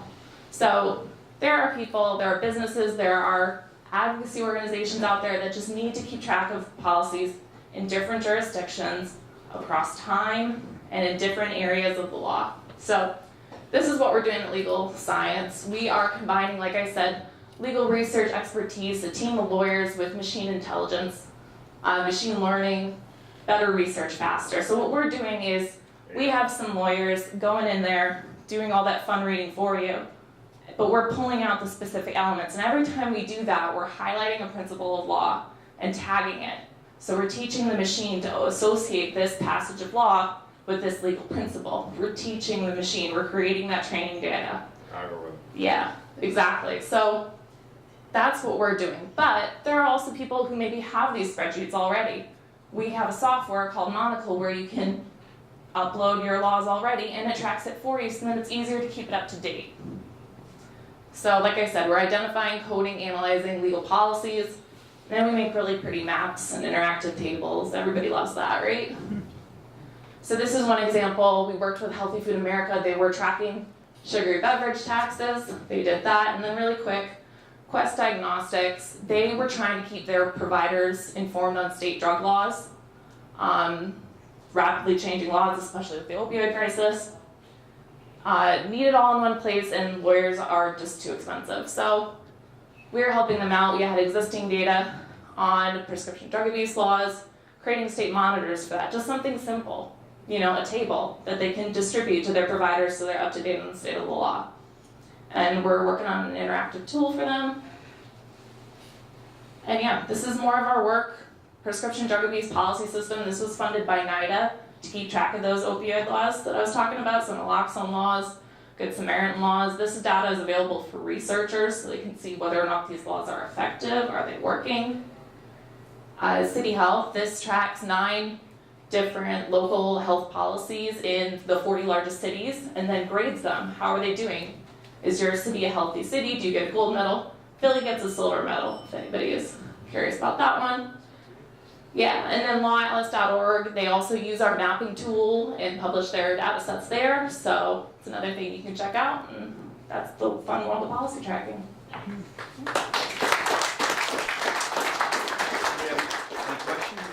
Any questions for Lizzie? Yes. Lizzie wants no How are you question. identifying which laws or which compliances that you're trying to go after? Because, there's almost Yeah. every industry has their own set of different compliance and regulations. Right, so they'll come to us and say, a lot of times they'll have a clear definition of what they want to track, like, for example, Uber's like, we want to track transportation network provider laws. So we know that, but then we work with them like, okay, what about those laws? Do you want to know the penalties? Do you want to know who it covers? So we'll work with them to sort of develop a scope, and then the individual elements, we call them coding questions. So we'll make like a question and answer set, and then we can pull those out of each law in each state. Yep. Yes? What's like the turnaround time for, like if Uber comes to you with a question, like how quick can you get back to them with all the laws that they need to abide by? So the favorite lawyer answer, it depends. Yeah, no, it's all driven by scope. Usually a cross-sectional data set, if it's one area of law, is about a month to develop. Sometimes people already have some of the information already ingested. A lot of things people want to do are longitudinal data sets, so looking back in time, so it would depend on how far back they want to go. How about cost? Do you do like monthly? Is it like an attorney where you how does it work? Yeah, so if people want to create their own data set, then they could get a subscription to Monocle to do it themselves, but if they want to work with us, we again would have to scope it out to see how complex it is. A typical cross-sectional data set can be like 45K, but it really does depend on how big of the area law they're looking at. Because like some things like, Medicaid, that's a beast. Yeah. Once it's set up, is it monitored daily, weekly to continuously update it? It depends. No, so you could do Google alert tracking and keep it up to date ad hoc is what we call it. So like if you notice something that's happening, some areas of law are pretty slow, but like medical marijuana, that one you gotta be on because there's constantly like regulations coming up and everything. So it depends on what the client wants to do, how frequently. I will say that we are looking to coordinate and get some funding to associate bill tracking so that you can kind of be alerted when something's coming down the pipe and likely to be passed and this affects one of your laws. So that way you can be notified. Yeah. That the bill's going up. Hmm? That the bill's going up. Mm-hmm. Yeah, exactly. All right, great. Thanks. So thanks. Dan, I gotta tell you, I love these new .world, .tech. I love this. Can't wait to hear you speak, Dan. Do you want me to? I think so. Is everybody hanging in there? I promise. Yeah, so we got a few more speakers. I would appreciate if everybody hangs in there because people put a lot of time and effort into this, guys. So we'll make it brief, but here's Dan. Thank you. Thank you. Is that working? Yes. Okay. Top button. That's the laser. The middle, just That's the forward. That's the back. Yeah. Great. All right. I'm gonna need some audience participation. Is there anybody who has a problem with that? Hey, I know you. We sit together in our board. Yes. Good. Well, this will be informative, and you can tell me about you tomorrow. I want to tell you a little bit about myself first and kind of how I got to where I am today, and then I'll talk a little bit about what this threshold.world thing is. In the early 2000s was in banking tech, and started a company. I was a junior partner in the firm at 2%, and in about 5 years later I was driving 60% of the revenue and got to learn a lot of great stuff. And we were a company called O'Carey, and we were essentially Salesforce.com's first enterprise partner. We got them their first 1,000-seat deal, their first 5,000-seat deal, their first 50,000-seat deal, and ultimately built the financial services market in partnership with them. And then that company was sold to a company called Fujitsu, who I didn't even know had a consulting division at the time. I thought they just made things like, air conditioners and whatnot.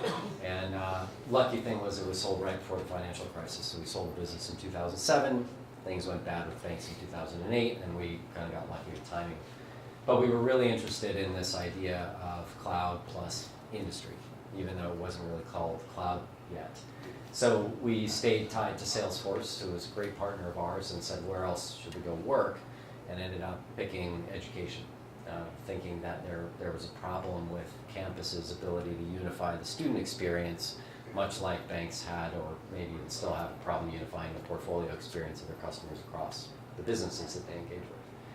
A couple of years in, ended up pivoting and focused on nonprofit technology, became Salesforce's kind of most important ISV partner, helped them grow the philanthropic business, which my company that I helped co-found around the corner was bought by Salesforce in January, and then actually Salesforce.com just bought their philanthropic arm a couple of weeks ago for $300 million. So kind of an interesting cascade of things going there. So hold on, I'm not the 300 million. I was just the little piece that happened before that with my partners and other stakeholders. But you know, the idea behind all of this and that led us today was that if you go really deep in an industry and you bring the benefits of cloud to that specific industry and combine domain expertise with this great technology, great things happen. So that's essentially been the history path of my whole career. Which leads us to this company called Threshold.world. And so I want to talk a little bit about today. So what's the date today? May 1st. Great. Okay. May 1st, 2019. 2019.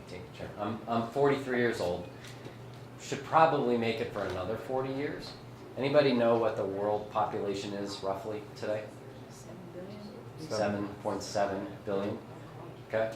All right, so I need all of your help over here. We'll get about halfway through, and no offense to anybody we don't get to. I just want you to count from 1 to 2, 3, okay? When I point at you. 7 billion. 1, 2, 3, 4, 6,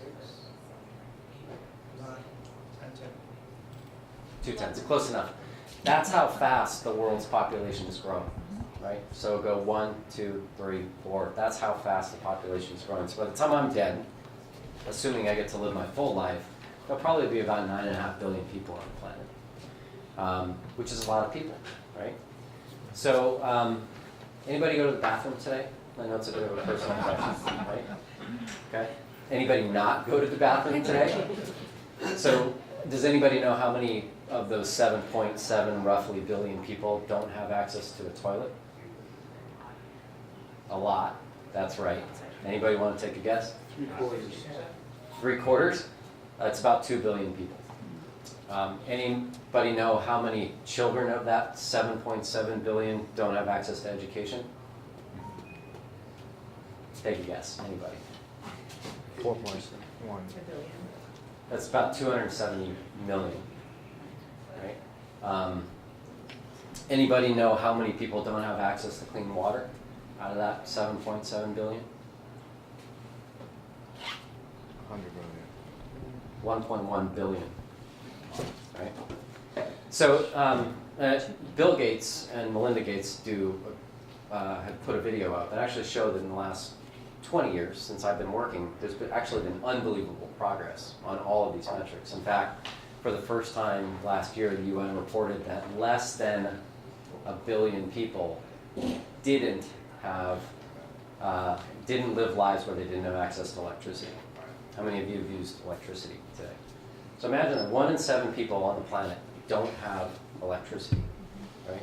And we forget about that when we sit in fancy places like this and so on and so forth, right? So, but the point of all of this isn't to make you feel bad or make you feel like everything you're doing is wrong or you're not doing enough to help or any of that kind of stuff, right? The idea is that when we think about the progress that's been made, and the reality that actually in the last 15 years, 300 million people have gone from extreme poverty to actually being in a position to live on $1.90 a day for their whole family, which is a good thing in a lot of parts of the world. It's only when we come together that we're able to make these things happen, right? When we can actually make progress. And there's a lot more progress that needs to be made. So whether we're doing it with AI, or video tagging so people can learn faster, right, and better their lives, or any of the other enterprises that are out there, we all have a part to play in this. And so the idea behind this company, Threshold.world, is to bring cloud and our industry expertise together to try to find innovations that scale in a significant way to be able to improve some of these challenges that we're facing and that all of us are going to continue to face. So the way we say it is that we think the world is at a threshold moment.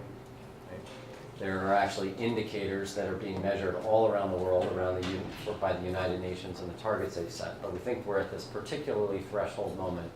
And the decisions that every one of us make, whether you choose to use a plastic straw or a car you buy or whatever it is, are basically going to determine the future for life on the planet. Right? And all the data proves this. So we think that technology's role in this is actually just beginning. Right? Even though I just spent the last 10 years doing nonprofit technology, and Alex, who's back there, who's about to become our CTO, has been doing the same thing for 10 years. All of these advances are just at this moment where things like IoT sensors are at a price point, and the networks are at a point where they can read the data from those at a particular distance and so forth, where the impact of technology on improving the lives of people around the world and the species that call this planet home is going to actually start to accelerate. So we think that role is just beginning, and we're going to try to build a legacy around that in partnership with Microsoft. So that's our story. Happy to answer any questions. I'm really grateful for being invited here tonight. Thank you, sir. Yeah, I knew when you were going to do your presentation, it was going to be very, very not specific to exactly what you're doing. So Sure. Obviously, You want to know exactly what we're doing? No, not happy really. to I tell mean, you. sure. What I'm trying to understand is Yep. the use case you're going to tackle. Sure. Right. So there's obviously, there's over 1 billion people that don't have water. Yep. Clean water. Clean There's water. a lot of people that have dirty water. That's so sad, right? Like, how are you looking to tackle like that type of problem over a period of time? Yes. Wow. Yeah. And I think you can, right? Yeah. You can. Yeah. You just have to decide to. So the way we're going to go about it is that, does anybody know how much money flows through the philanthropic system in the United States roughly every year? So I'll tell you, anybody want to take a guess how much money was donated by individuals or enterprises in the United States alone last year? 15 billion? What's that? 1.5 billion? 15 billion? Anybody else? I should say over 50. It was actually $410 billion. Right? 70% of that money was donated by individuals. People, like me and you, and everyone in this room. So, and it's actually growing, right? And the only 2 times it's dipped over time was when we had recessions, but that number's also basically been pegged at 2% of GDP for the United States, essentially since they started tracking it about 40 years ago. It's just not enough money, right? So, if we have finite resources in terms of the amount of capital that can be invested in solving these problems, we have a finite number of humans that are going to be focused on solving these problems through regular commercial enterprise, social enterprise, or nonprofits, government, etc., then what we need to do is we need to direct that money to the best places. Right? So if you care about water, right, or access to clean water, or you care about solving poverty or hunger or whatever it is, right? Your religion, and there are 1.5, 1.6 million nonprofits in the United States alone. There's 300 in the Aspen Valley, right? Where there's a lot of money. The point of all of this is to try to figure out how to direct the money from the right place to the right places, and let those organizations do more good by getting more resources. Because right now, I mean, does anybody in here have a favorite cause that they're willing to share, that they donate to? So I'm on the board at Wave Way, which is the LGBT Community Center of Philadelphia. Yep. It's been in existence about 45 years. So you're on the board. I'm on the board, and Yep. I've been built and run their strategic planning process for about 8 years. So why should someone donate to your organization as opposed to another organization that's in the same category of rights? So, I mean, one of the things is we work locally, and we work in, I have seen us actually save and change lives every single day. We run peer counseling organizations, there are self-help organizations, there's culture and other activities to keep it involved. We've got programs for elders and senior communities, and things to be able to help to make sure that they can have safe housing and food. And they'll literally look for how do we help to build the community, and it's not about policies or that. It's about how do we change someone's life every single day. May I ask what your name is? Leona. Leona. So what I heard you say was that you trust what the organization does, right? Yes. You believe that it has an impact. And that's partially because you're there firsthand, right? Right, And yes. you've probably gone through a progression where you've And I earned was this lucky board enough to seat. benefit from it when I was younger and Yeah, been one part of your organization life. changed my life as well. Okay, so I would love to talk with you after, because Yeah, I want to absolutely. support that organization, because Absolutely. I believe you, right? But it really fundamentally, do you donate to other organizations by any chance? I do. A Yeah, number of okay, those you don't have to tell me which ones, I'm just curious if you do. Yes. Sometimes people direct all of their support to one organization, sometimes they have a real affinity for one that affected them personally or otherwise. But the big question is if everyone in here wanted to donate to that organization, other than believing you and your story, which I do, because I can tell from the tone of your voice and everything else, it really fundamentally comes down to trust. Right? And do you know where that money went? Most of us don't. Right? So if you donate to the ACLU or Planned Parenthood or any organization that you focus on, you really actually don't. They can't prove to you where the money went. Right? And what the specific output was, what the outcome of that output was, and or what the longitudinal impact was. So what we're looking at is how do you go from output to outcome to impact, and how do you leverage technology and this wealth of data to actually prove the good that's happening so that the resources go to the most effective places. Does that make sense? Yeah. That's the hypothesis. We'll see how that plays out. There's a ton of organizations that have proven that to work on a unit level, especially at a local level where you can manage the amount of data. But anybody like animals, small animals? Okay, anybody heard of that ASPCA? So they have about 300,000 plus people that donate to them every month. Right? And so when you're thinking about the scale of these larger organizations that also need to support the local organizations that are really at the grassroots level where the change is really happening, how do you actually scale that up? So, yeah. Anybody else? Hi. Hi, I'm not clear on a couple things. Great. One, is how will you know that you're successful 5 years from now? Mhm. Is that measured by the globe's biggest problems, having further progress, or are you measuring yourself by delivering transparency to the development sector, the charitable giving? And that's the one question about your success. And then my second question is this is so rational and makes so much sense and is really geared towards just the people who make decisions based solely on facts. But in my experience, people, most of the money I give away is to people I know personally or causes that I know will impact my community directly because my heart's in that. So can you speak a little bit to how the psychology of giving is involved in your vision? Because I feel like this is so rational. Right. And that's not why people give. That's not why people give. Right. Right? Yeah. Right. The Sustainable Development Goals, are you familiar with those? Yeah. Yeah, so that gives us at least one taxonomy to measure against. And there's holes all over this actually too, right? There's 17 goals and 169 indicators, each of which can be broken down into a huge taxonomy underneath that. We're not purporting that we can go solve all those problems with technology, not even close. In fact, a lot of this stuff you just can't measure, right? It's really, really difficult to measure longitudinal outcomes. Incredibly hard, actually, right? So you could say, well, we trained 8 people, right? Or we educated 30 girls, right, in a village that wouldn't have otherwise had access to education. But you probably have to wait 10 years to figure out, did they get married or not at 12, right? Did they have children or not? How many children did they have? What were the health outcomes? And a huge number of other variables. So one of the things we're going to do is we're going to pick a slice to focus on first. Because there's just no way that everybody, that any one group, no matter how many people you brought together, could do that. And following regular lean startup principles and engineering principles and so forth, we'll start to think about the adjacent markets.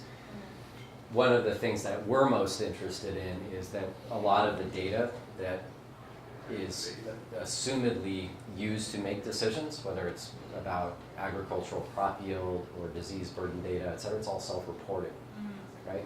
It's all self-reported data or human-entered data. So we're looking at cases where you can actually instrument the outcomes. So you can put an IoT device on a water well, and look at what's the throughput like, what's the quality of the water. You can put an IoT device in a surfboard fin and measure salinity, pH, presence of toxins.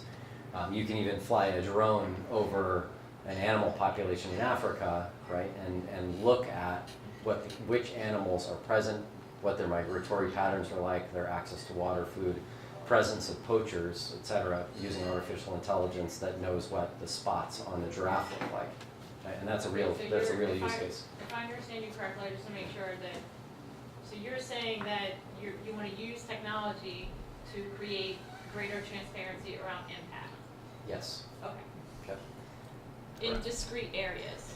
To start with. Okay. Thank you. Yeah. Yeah. This was very inspiring, but there's a group of us here, and I'm thinking to myself, what is our call to action here? Of like, what can I do, or what can we do Yep. to either be part of this, help with this? I didn't feel that, I didn't hear that message. It's very cool what you're doing. Yeah, I think the answer to that's really simple. For me, like the things that we all believe in and support it's entirely personal. Do as much as you can. That's it. People ask me that all the time. It's like, should I be doing more? You know, these stats they're mind blowing, right? But they're actually way better than they were. So go look at the data. Look at the UN statistics. Look at what Melinda and Bill Gates put out. Look at what people that are focused in this in their day-to-day lives are publishing to try to figure out what you care about most. One of the biggest challenges I had in the last company, Round Corner, was over 9 years we got to work with 50 of the top 100 nonprofits in the world in terms of size and impact. And I was sitting there going like, okay, what should I care about more? Is it civil liberties? Is it women's rights? Is it climate? Right? And that's a very personal decision. So I think the first thing to do is figure out what you care about most and then do as much as you can. And there's no right answer, right, about how far you should go or not go. It's just such a personal thing. Some people say, well, you should sell everything and give away all your money now, and I don't subscribe to that. I think we're human, and each of us needs to decide where we want to fall on that spectum. Does that answer? I think I answered it without answering it, but that's my personal belief. Well, I really commend what you're doing, and my ask is, if you can figure a way that Visiotech helps, Yeah, I'll be honored. I thought of about 10 use cases. Like the most prevalent one, like just in terms of synergy, and I think it's worth sharing, is one of the most important things for nonprofits to be successful is volunteerism. Right? And one of the biggest challenges with volunteerism, at least in our country, is turnover. Right? And episodic volunteerism, because people help when they can, and we all have busy lives. We have all this other stuff going on. So on recruiting, attracting, onboarding and retaining, or dealing with the incredible turnover and volunteerism is one of the most important use cases. And your solution is perfect for that. So one example, guess how many volunteers there are in the Girl Scouts of the United States every year? Anybody have a child that's in Girl Scouts or was a Girl Scout? And are moms volunteers or not? Do Okay. moms count or not? Yeah, absolutely. Okay. Yeah, anybody that runs a troop, participates in a troop, goes to camp, any of that stuff. There's 700,000 volunteers in the Girl Scouts of the United States every year. And I won't tell you what the turnover rate is, but it's really high, which is a huge expense that could be going into programs for girls. And trust me, the Girl Scouts is acutely aware of that, pours tons of energy into it, and is having great success. But that I think is the most important use case. Right? And nonprofits, if you include education and hospitals, is the third largest sector of employment in the United States. It's a lot of people if you're selling software on a seat basis. So, yeah, maybe one more, and then I'll turn it over so that you can keep going. Yeah. So a couple of questions. Sure. First is, what are the other companies doing similar things? And the second question is, by the sounds of it, you need a huge amount of data to track the kind of level of impacts of Right. those nonprofit organizations, and also for the longevity of the changes, right? So are most of the nonprofit organizations have the incentive to collect that kind of data? Or what kind of organizations collect that kind of data? Yeah. So the key question within that is that there's a big data dependency, and what's the importance of tracking the data, and how do you actually amass that data? Is that kind of where the category we're in, or did I miss it? I think my question was more about, are most of the organizations incentivized to track their own, like, to collect data points? They are. Need Yeah, to they definitely are. assess their impact. Right. They are, but more and more and more as time goes on. And there's two big shifts that are happening that are really important for your question. One is that there's a very big difference between the way the generations give, right? So my parents tended to just give to big organizations or the church, right, or their appropriate or associative religious organization, because they trusted institutions. And we all, I think, know what the younger generations think about institutions. Right? So younger generations want to see the impact. Right? They want to pick the child. Right? They want to have a relationship with the child that they're donating with. And so they're while historically people were fine with this intermediary, the big nonprofit, the government institution, et cetera, being in the middle that they just trusted, there's a big psychological change around giving. Right? And people want to know exactly where the money's going. Right? Just the same way they know where their package is with Amazon, where their groceries are coming from, where their friends are on Snapchat, right? All of these things. They expect to know what's going on. And if you can't tell them, then they don't trust you. Right? And the second thing is that the other big funding source for these challenges is governments and other agencies. And so there are some governments of meaningful size, like the UK, Denmark, and the Netherlands, that are saying, and have already put in laws that say, if you don't track impact according to a normalized standard that we have all agreed upon, I won't give you any money. Because you can't tell me whether you did what you said you were going to do. So for the software that we've already built in those core standards. And that is, if you really boil it down, it's one of the biggest challenges, is what is the data standard? Do we use the Sustainable Development Goals? Yeah, that's a good standard, right? But it's still not specific enough. Right? And the diversity of nonprofit challenges is, pick anything you want, right? So what's that? There are tons of companies in this market, right? There's a lot of companies. If you think about the flow of philanthropic capital, right? One of my ideas, that I didn't make this up, was that follow the money through the business process, and figure out where the issues are, right? So fundraising is money in, grants and awards is money out. And then that money goes into doing programs and projects to actually get something done, right? So we worked with Microsoft to develop industry standard common data model, and with 40 other companies and a whole host of customers and prospective customers and competitors. The 3 largest competitors in the market worked together to create this standard, and then we partnered with Microsoft to develop that. That's live, available on GitHub, open source. And then now what Microsoft is doing is going to be a customer of that own data model. And we're going to be a customer of that own data model and contribute to it and build on it. So that we'll do component offerings that work for interoperably. There's lots of people in fundraising, lots of people in grants and award management. There are a lot of small players in metrics or monitoring and evaluation. Right? Nobody's really achieved significant scale yet. We're trying to figure out why. Why is that the case? Are you starting a for-profit company yourself that's going to be 100%. nonprofit? Absolutely. Or are you running okay. Yeah. Okay. Absolutely, unapologetically. Yeah, I don't have a problem with that at all. Yeah, yeah. My prior company that I co-founded was a for-profit company that served nonprofits.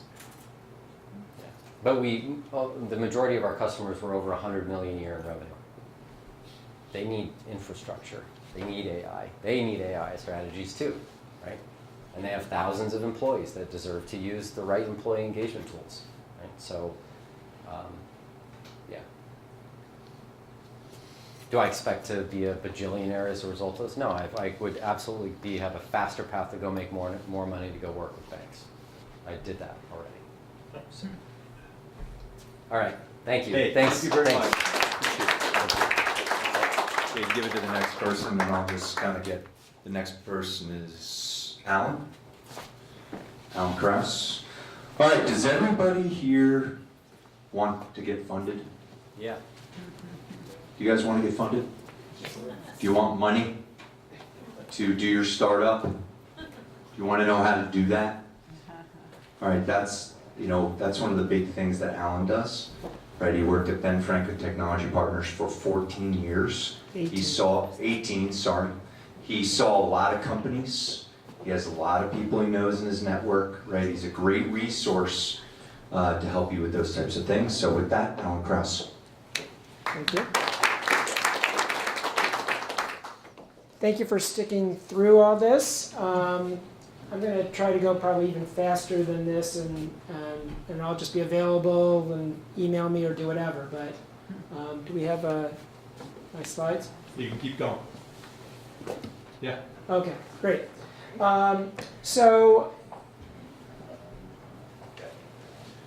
Okay, where are we? No, where are we? What's going on here? Just going back and forward. You just went through your whole presentation. I know, but I was trying to get back to the first slide. Where are you trying to go today? First slide. I'll get you back, just so we do. So anyway, I'm Alan Krause. I spent 18 years at Ben Franklin Technology Partners. I invested in about 130 companies, in about 190, 200 investments. So some were getting 2, 3, 4 investments. Once they got funded, I was sitting on their boards or having my consultants support them. So I was seeing a lot of companies do some things really well and do some things that weren't as strong and supporting their own vision, but they didn't really know that, right? And we all have blind spots, and basically it's a data play, right? You're really seeing same things over and over and over again. You see which ones work, you see which ones don't. So you're gonna? Yeah. Okay. So I did that for 18 years. It was a lot of cycles, next one, next one, next one, and it was time to try something new. So now I'm on the other side. I support early stage companies trying to figure out their funding strategy, and I kind of look at it a different way. Funding strategy is just that. It's something that you have to think through. What are all the components that you need to get to where you want to go? And what your growth strategy is and how the two can really support each other.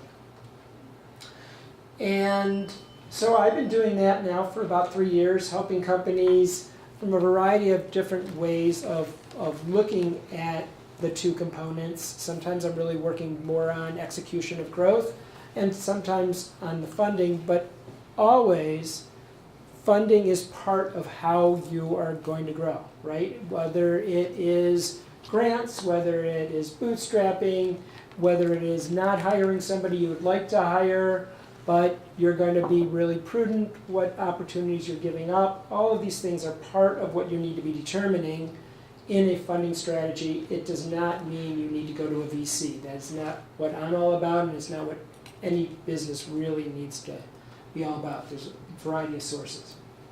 So for me, what I think of in a funding strategy is the same kinds of questions you ask for any kind of strategy.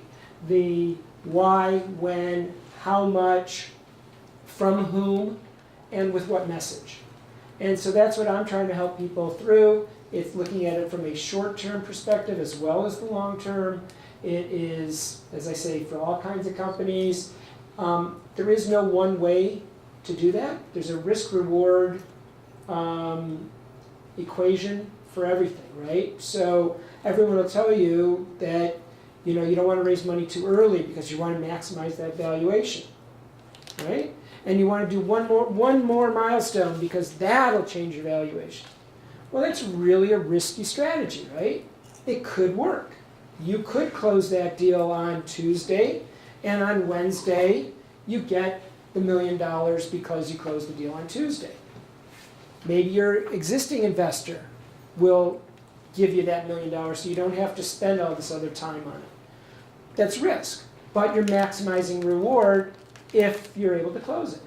You may have the constitution for that.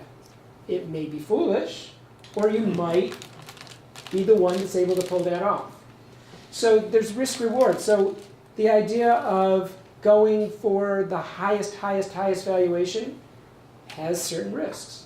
The underfunding your company and trying to raise money in 4 months again or 6 months again has certain risks. What if the economy tanks and you had an opportunity for $2 million now, you only took $600,000 because you wanted to take $1.4 million in 6 months. So there's a lot of different things, and so this is different for everybody, and so there's no right or wrong answer. You really need to flesh that out with you and your team to figure out where you are and how much risk you're comfortable with. So there's no right or wrong, and it's just really this holistic approach of how all these things will fit together. So the why. Let's start with that, and one could pick any of the orders, but the point is how they're all going to work together. So the why is, what do you want to accomplish? Why? Is that important? Is that going to change the valuation? Is that going to change the direction, trajectory? Is that going to help investors see improvement in their investment? What positions do you need to fill over this time to make those things happen? Who are you going to fill them with? What kind of talent? Are you going to go for the superstar? Can you afford the superstar? Are you going to raise the money for the superstar at the expense of maybe taking longer to raise money, the expense of needing not more money from different kinds of people? So understanding all of that is all part of your strategy, but it's understanding the why. And most importantly, is using this money to accomplish the why going to get you to the next meaningful milestone? Is it enough, right? So is it enough to get to break even? Is it enough to get to a milestone that changes the valuation? Is it enough to get to an exit? Is it enough to learn enough about your business that you're able to describe and really lay out a plan that could get funded in a different way? So all of those things are all part of it. And then figuring out what could go right or wrong. So a big part of this whole process is the projections. They say in California they don't even look at the projections. I don't really understand that. I understand projections are not going to all come true. Investors will generally reduce them by at least 50% anyway. But there's a logic behind your projections. What has to happen? How are you thinking about it? Do you have enough salespeople, enough backroom support? Do you have somebody that's handling the money when you're saying that you're going to hit $1 million in revenue or $2 million in revenue? Each one of these things has a monthly burn.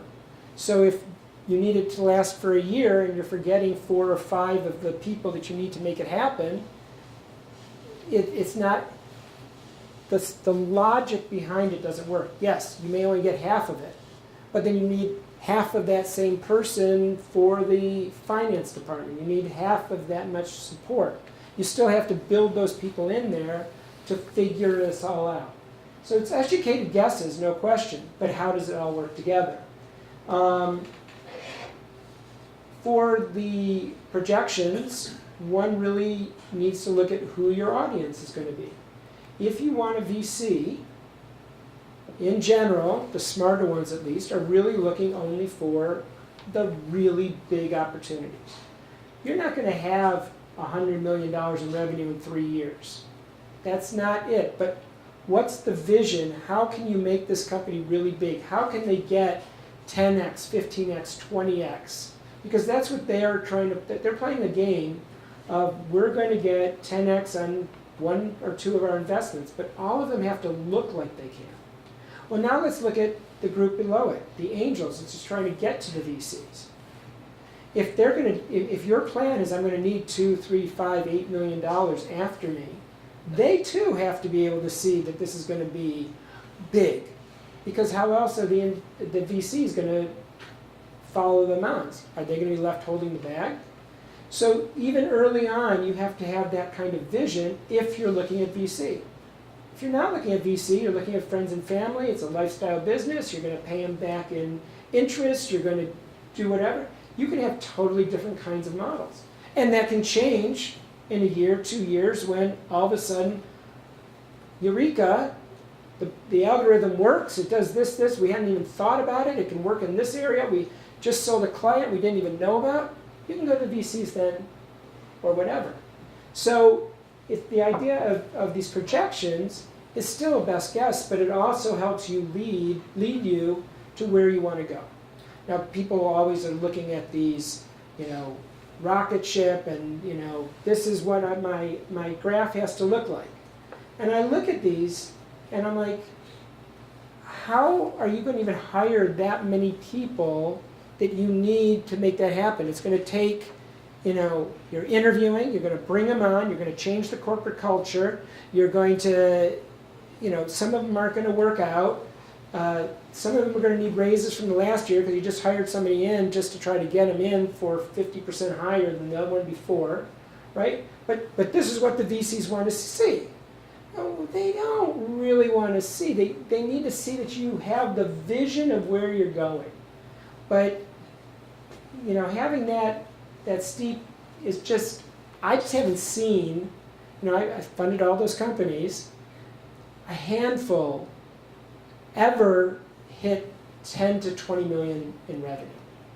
Some are worth 100 million on paper at least, and sold for that or more, but a handful ever had big revenue, even in 5 to 7 years, right?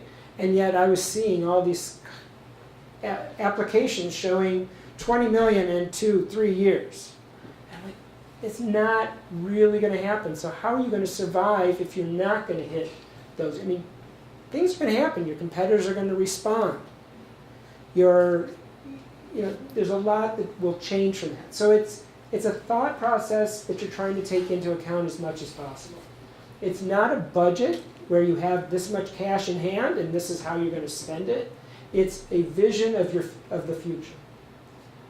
And because fundraising is not, I'm doing it today, I get the money tomorrow, you're going to be talking to people over a longer period of time, I strongly suggest that you're keeping this updated all the time, right? So if you find out that 5 sales calls results in 1 sale and you had projected that 2 sales calls resulted in 1 sale, you're going to change your projections. If you close a big client in June and that's going to be carrying forward, you now have new information, you want to do that. You churned 3 clients, you need to update that as well. Because you never know when you're going to need to send it out tomorrow.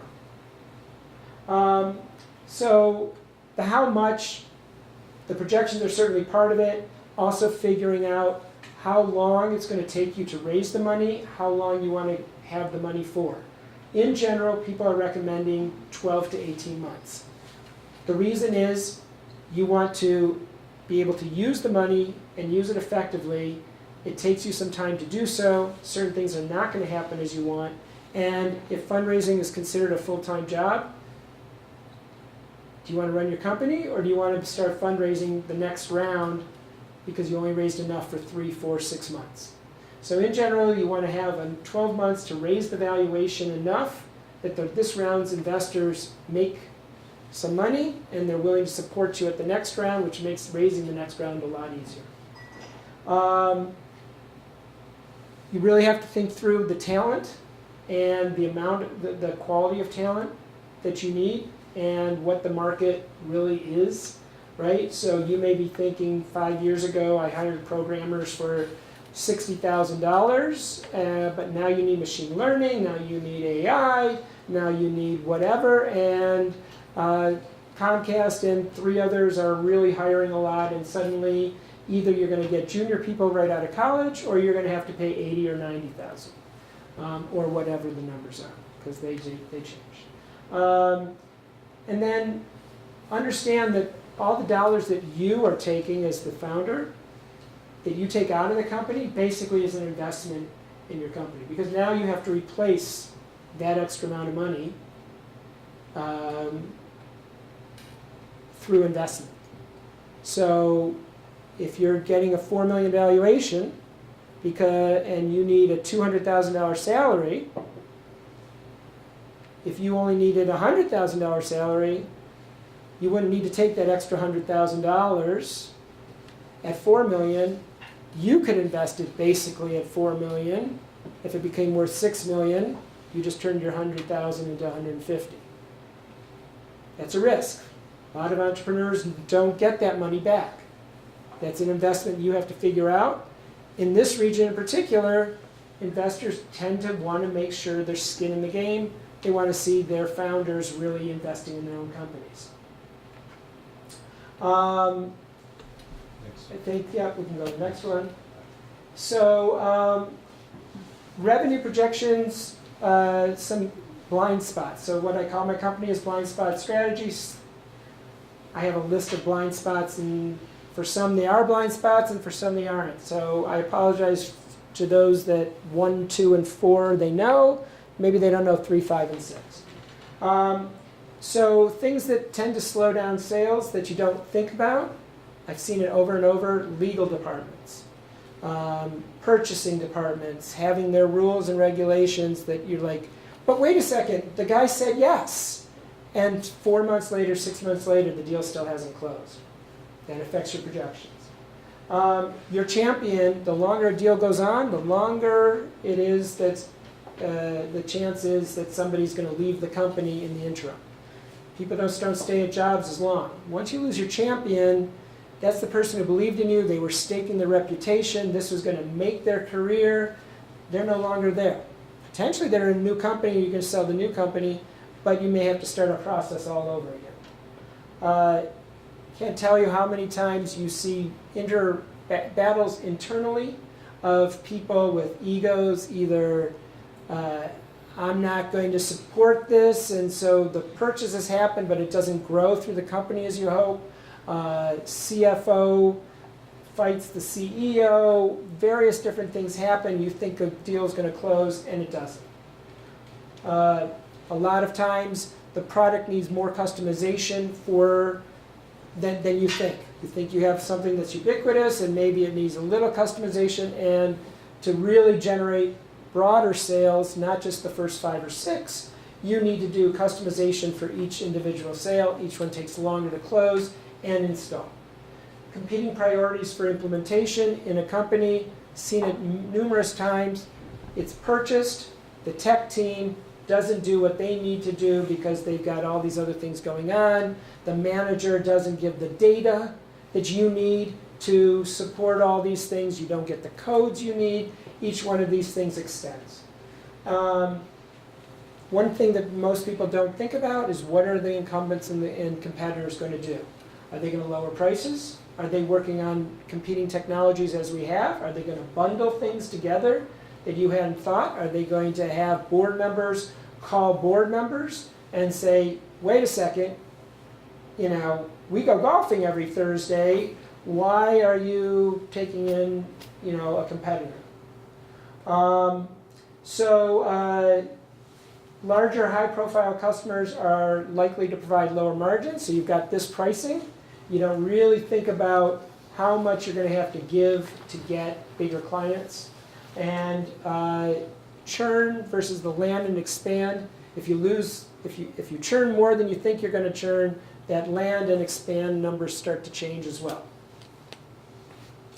Similarly, on the expense side, development almost always takes longer time, and then you built in an extra 20%, it still takes longer.